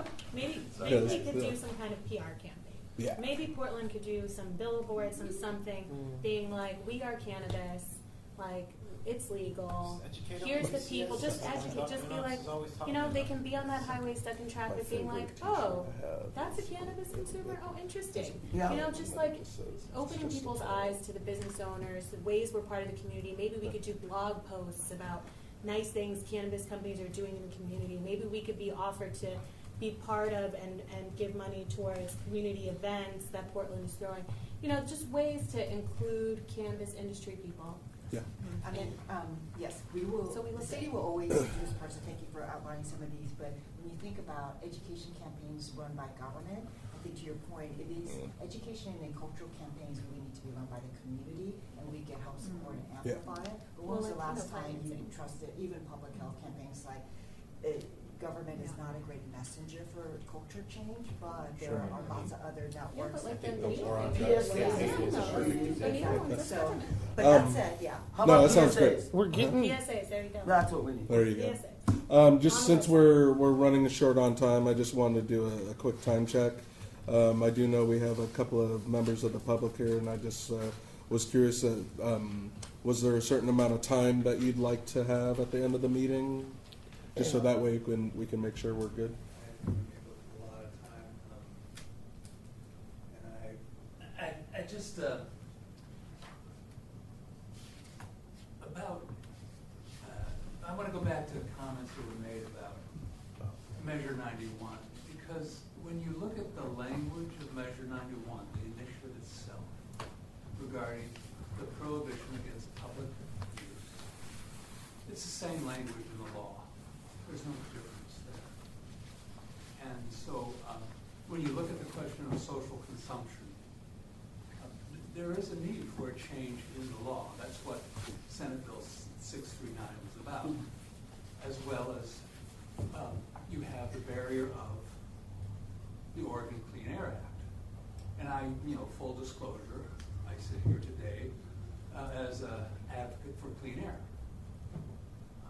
I spent the day down in Salem at the Alcohol and Drug Policy Commission Strategic Planning meeting, and I'm really glad to hear that staff from Multnomah County Health will be joining the Cannabis Policy Oversight team. But this question of public use is a live question. And the reality is that 1 in 5 adult Oregonians, including medical use, are using cannabis. And what you need to understand is that means 4 in 5 adults are not. And so I would just have you really consider that. I also have a concern for how this impacts adolescents, because another one of my passions in my career was drug-free learning environments and assuring that kids have a healthy start in life.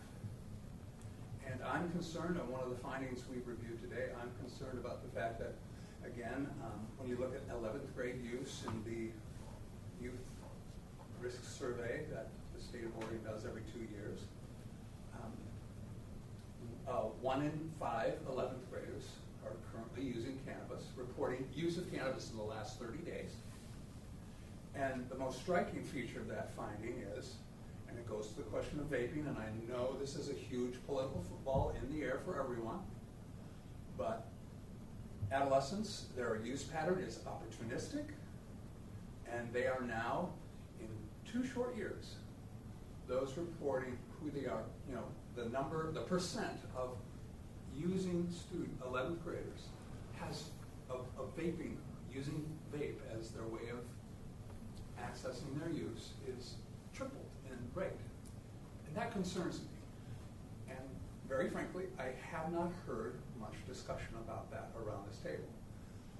I get it that this is, you're looking at how to promote an industry. But at the same time, I think these are, the concerns I've just raised are legitimate. Thank you. Mm-hmm. Thank you very much. Thanks. Michael? Yeah, I don't need much time either, and I welcome what you just said. Being a healthcare professional for many, many years, I would agree with that. huge problem in youth addiction with nicotine. And vape, e-cig, that's a big problem. So, you know, just put that on the table. But I think the most important thing out of this is equity. That would be number one to me. So I think that everything else ties into that.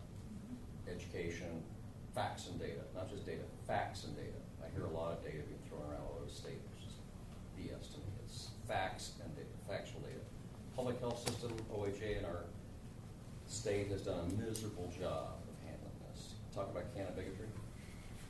I testified against them in 15 about social consumption, and we got to the one point about smoking, and that's the problem. Right. It's you know, they spent decades, and I did as a nurse, spent decades trying to get people to stop smoking. So why would you think any different about cannabis smoke? There's no difference, I assume, so it's the same contaminants. So that's an issue that's not going to get worked through quickly. However, the basis for all this is medicine, okay? So patients first. Who's not represented is patients here. Who's not represented are the communities of interest. They don't want to come. This is what Lakita said. They don't want to come here. Okay, this is a very inhibitory place for them. It's like You're talking the building, right? Because that's the kind of building, what I the got from what facility, the Lakita state, said. the city, Yeah. government, you know, this represents the war on drugs to them. Okay, this is the establishment. And I understand that. I grew up in the 60s. This is the establishment. Here I'm part of it. But it ain't, you know, 50 years we've had this prohibition. You think it's going to change like that? It's culture change. Yeah. So part of this is when I say equity, people with lived experience, social leaders. The industry has led this battle for 5 years, and I think it's about time it needs to stop. The people that need to be leading it aren't showing up in Salem for the same reasons. Yeah. It's a lot of time and energy. They don't have a lobbyist. They're not represented. So basically, who's paying the tax? It's not industry. It's the consumers. The consumers really aren't aware of that, and they're not. When they become really aware of what the return is, except for this audit, I think this is what really ended up on the Lamb Week, which really got people's attention going. Police are getting us money? Yeah. What the hell? What are we getting for, you know, so that's part of it. So I think support services is really critical. Okay, when I say that, I mean integrated services, case management, to help with people that have been incarcerated, housing, the homeless, and so resources the city can really provide with the county. I'm hoping the county, that's really, really encouraging to hear the county's finally coming to the table. Because this integrated service has to do with legal protection. You know, if you're a patient, the reason to have a medical card is for legal protection against discrimination. Nobody has legal protection without that card, number one. Number two, it has to do with anti-discrimination for jobs, for housing, finances, redlining, you name it. It's all out there, and it's still happening. We still have the stigma. Dr. Knox and I are working on clinicians to try to get some equity, but most clinicians are afraid to even talk about it with their patients. And it's an institutional problem. We just have this institutional bias in educational systems and in hospitals and other places that don't allow this, and insurance. So the whole system, like you were saying, takes time to change. And I think we've been at this 5 years. I'm getting a little impatient. You would think because medical got rolled over that it'd be a done deal. It's not. That's the problem. I think that respecting the medicine and the research and the data that will support that is what we need.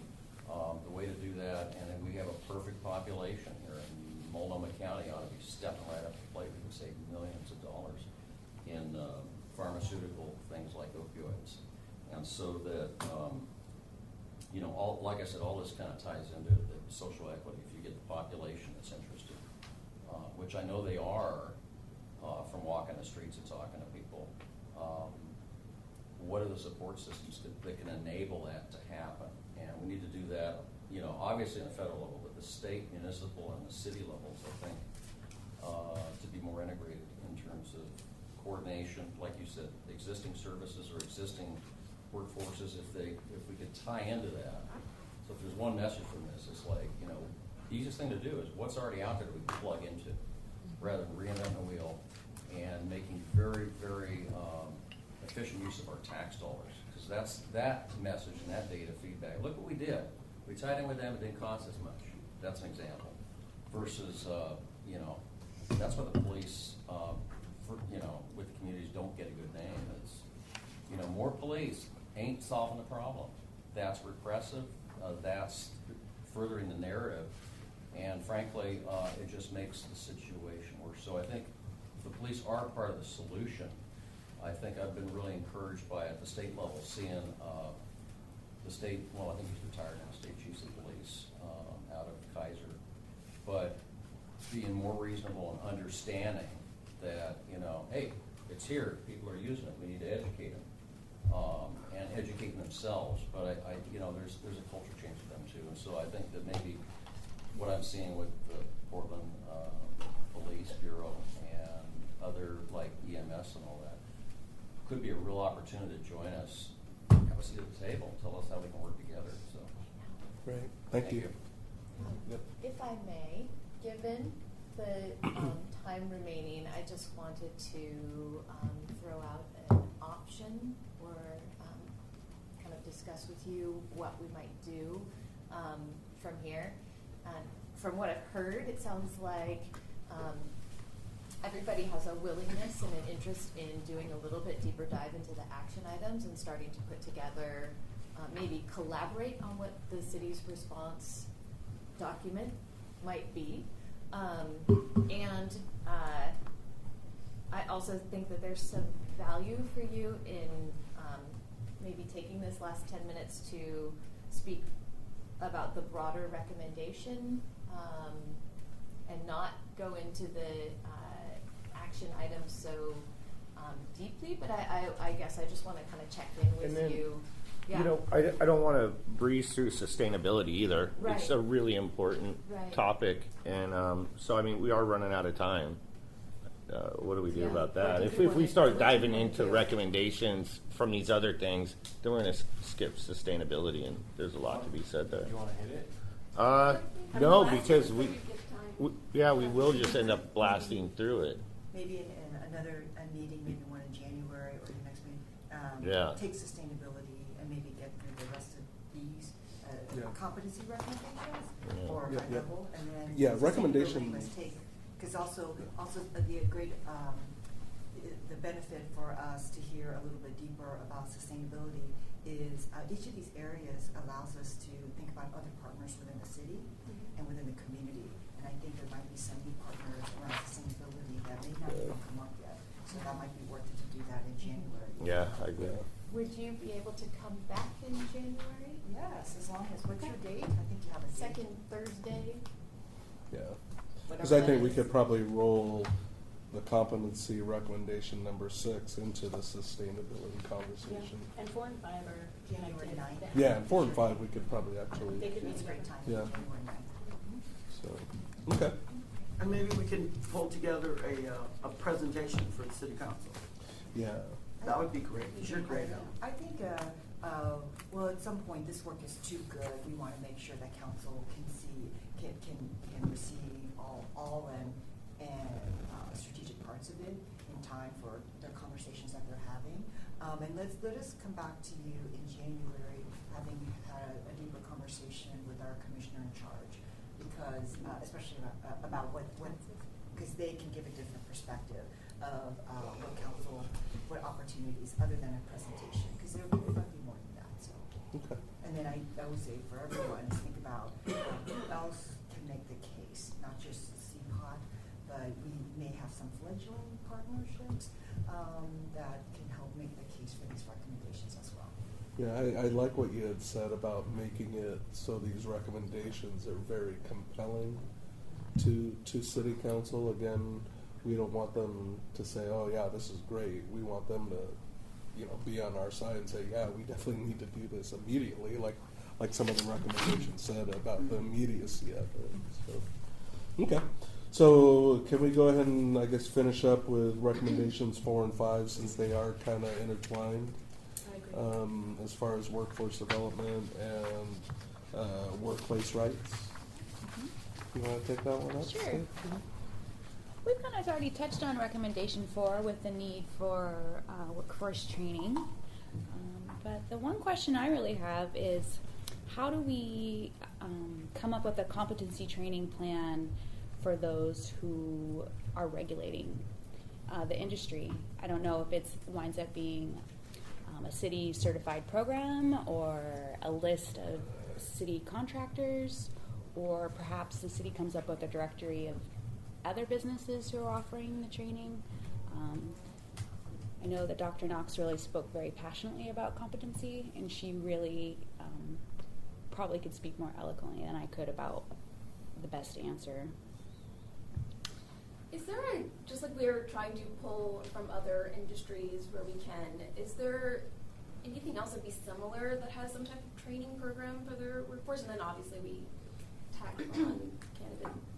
There is already a lot of small business training that encompasses this, like how you treat your employees, how you pay your taxes, etc. I think that cannabis may, a lot of industry involved people may have missed the train. They may not have jumped on to learn all the small business aspects as they were trying to learn all the cannabis regulations. So there was a lot of cannabis regulations and communication of those regulations and trying to sort all that out for packaging, labeling, etc. BDS, OSHA jumped in 3 years later. So people were looking at all of that, but then there's some basic, just small business, how do you pay your employees, 1099 versus W-2, that Portland has a revenue tax. I know several people that I'm like, oh, that Portland tax, and they're like, what? There's a Portland tax I gotta pay? And it's like, yeah, there's a revenue tax. Sorry to tell you, 2%. But I think that there may just be a disconnect with the existing information that's there being disseminated to cannabis people. So I think that's probably a super simple thing for the city who probably has access to a lot of that.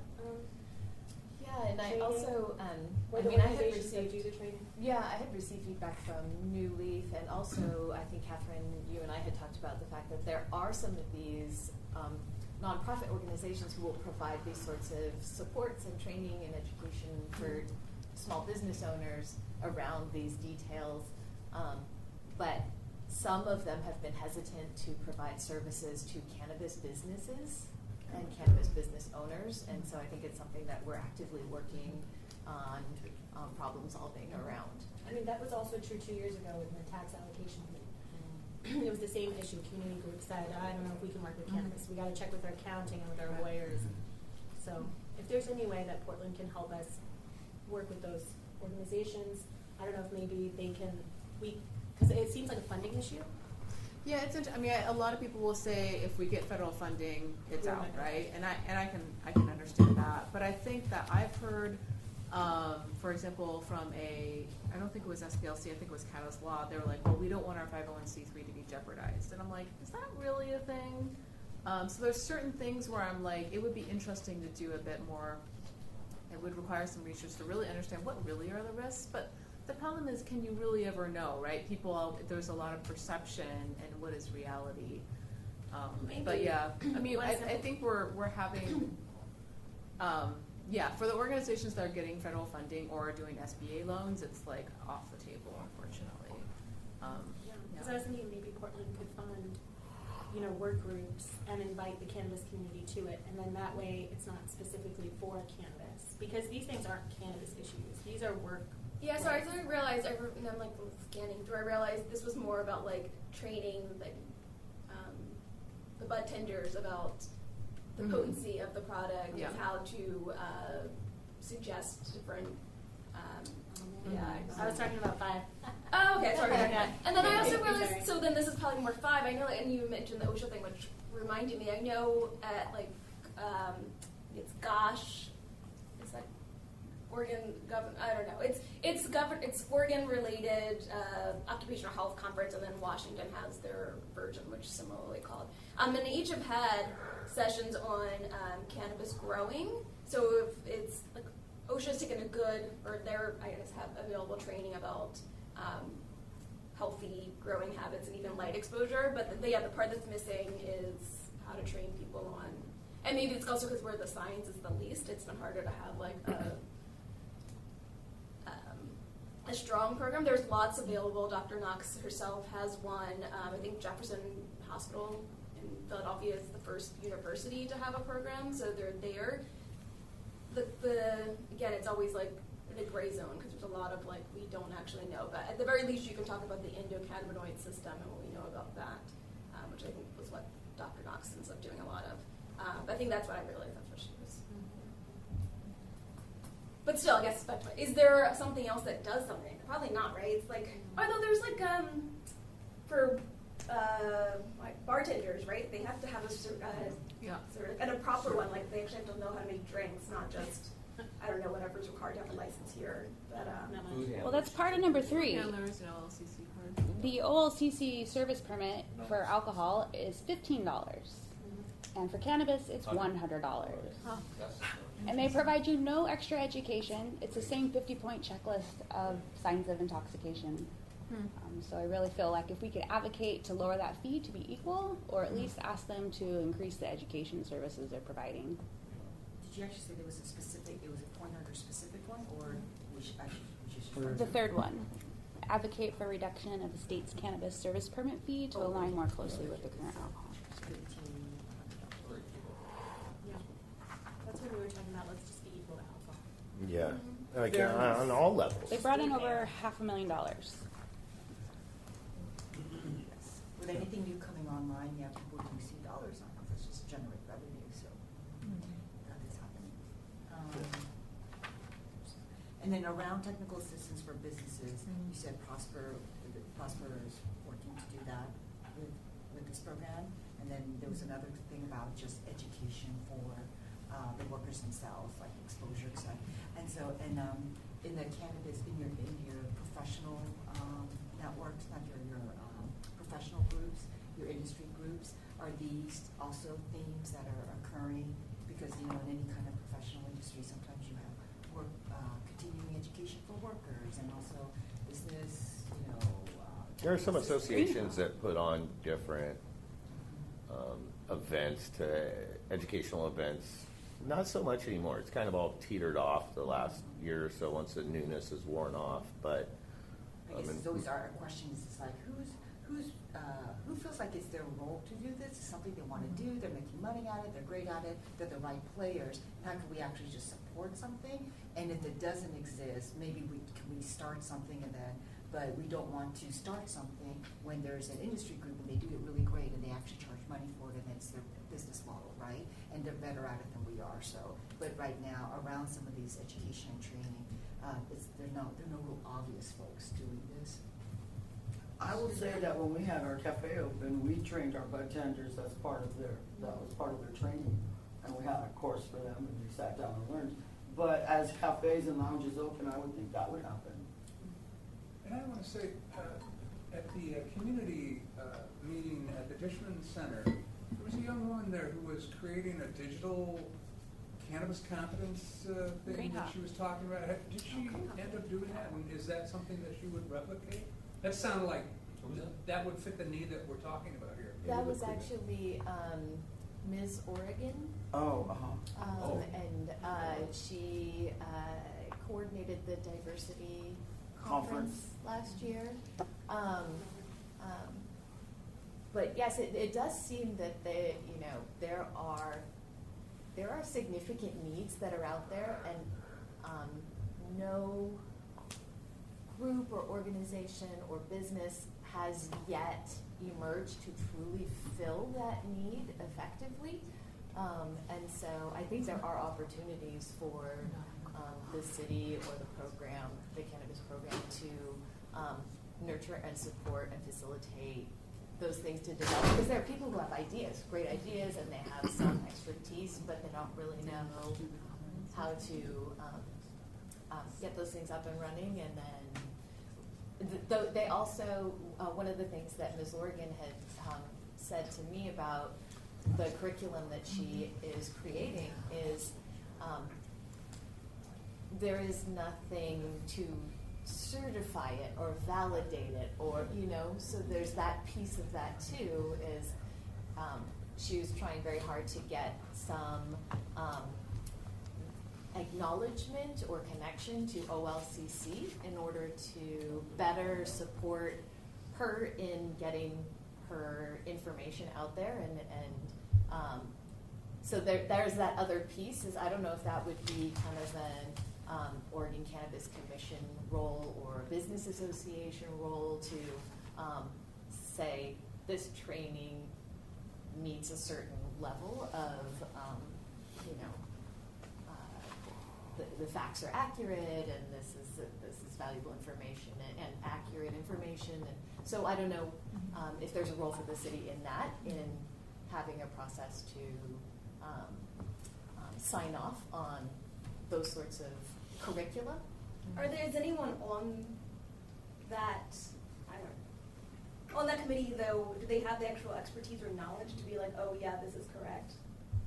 Do you mean on the Cannabis Commission? Yeah, like, oh yeah. No, I mean, so that's the thing, is kind of depending on what the training Who is that is, body? if it's a training for like small business technical support, or if it's a training for bud tenders in some of the more, scientific and medical kind of components, underpinnings. I don't think it would be any one. I think it would have to be vetted by a variety of experts. Yeah, it's complicated, because I could even say, oh, the International Cannabinoid Research Society would be good to put their stamp, but there's plenty of other societies that have popped up that I wouldn't give any credibility to, but they still have a society name and they can put a stamp next to something and it look like it's real. And it's, or you could have real. a license to give it, and they don't have any, like they have the name, but again, they don't have the expertise. Cool. So it looks like I just wanted to confirm that we're going to go ahead and move recommendation 6 of competency as well as the sustainability group to a January meeting. Is that right? Well, also part of recommendation 5 as well. We didn't talk about liquor Oh, rights. I'm sorry. Go ahead. Or we were going to do 5 and 6? Is that what No, we were doing Oh. 4 and 5 at the same time. Oh, okay. So, You can yeah, carry if 5 there's, if there's Well, I know it's difficult because the federal government has the Drug-Free Workplace Act. So in some regards, asking the city to align its policies for its employees to have the right to consume cannabis in their non-work hours seems like it would be logical, but if the city is accepting any grant money or outsourcing contracts, I know that could be a little tricky. We accept lots of federal dollars, so it's a good area for us to investigate. What will be the barriers to that? Does the city drug test? I think Must be no, right. We don't, but we're not technically. No, I think there might be some conditions where you might be subject. CDL. We don't do it regularly. I don't even remember a statement about. I think it's just If I was driving a city vehicle and I got into a car accident, would I be required to go? That's clear. But I mean, but if I had smoked last weekend and I got in a car accident today, But this recommendation goes back to what you said before Okay. about the behavioral test and the research. Because it's like we don't have ways to say what is, long-term, not a long-term, but use of limited, like, what that means, right? So I feel like this is gonna be able to, as it was said before, this actually, the research related to social consumption, maybe related to this, but that helps us with the sequencing of, let's just get things, certain things rolling first. Okay. Yeah, just organizing even the data you guys have, because I'm sure you guys have a lot of data. So some TLC. Okay. Especially, I mean, All you guys right. said renew their. I mean, Stephanie, we could also move a little bit of 5 to January as well, because again, the workforce development and workforce rights and training are very important. So we can continue that discussion on recommendations 4 and 5 under competency in January as well. So, but obviously, I think Director Ree, you've seen kind of, you've gotten the gist of what our focus is, what we're passionate about, really what we want to go ahead and do in this next year. So any and all feedback, on, being able to help make this, either whether it's a presentation or speaking at a council meeting, whatever is going to be the most compelling to get, a lot of these items over the finish line would be very, very, very helpful, so maybe prior to the January meeting, you know, if there's other recommendations or feedback on, you know, ways we can either improve the report or, you know, make a more compelling presentation to city council at the time. Yeah, I think we'd love that for our next meeting in January. So. I remember reading your bylaws, but did not memorize it. Do you have a chair, vice chair, kind of executive? So you have chairs, okay. So probably between then, the way we can, if we can't, I mean, between now and then, there's a lot of end of year stuff going on, right? For us budget season 2, but if we have any feedback, we'll do it with the chairs. Is that agreeable? Yeah, Okay. perfect. Thank you. I'd like to motion that I'll motion, we go home. Okay. Yeah,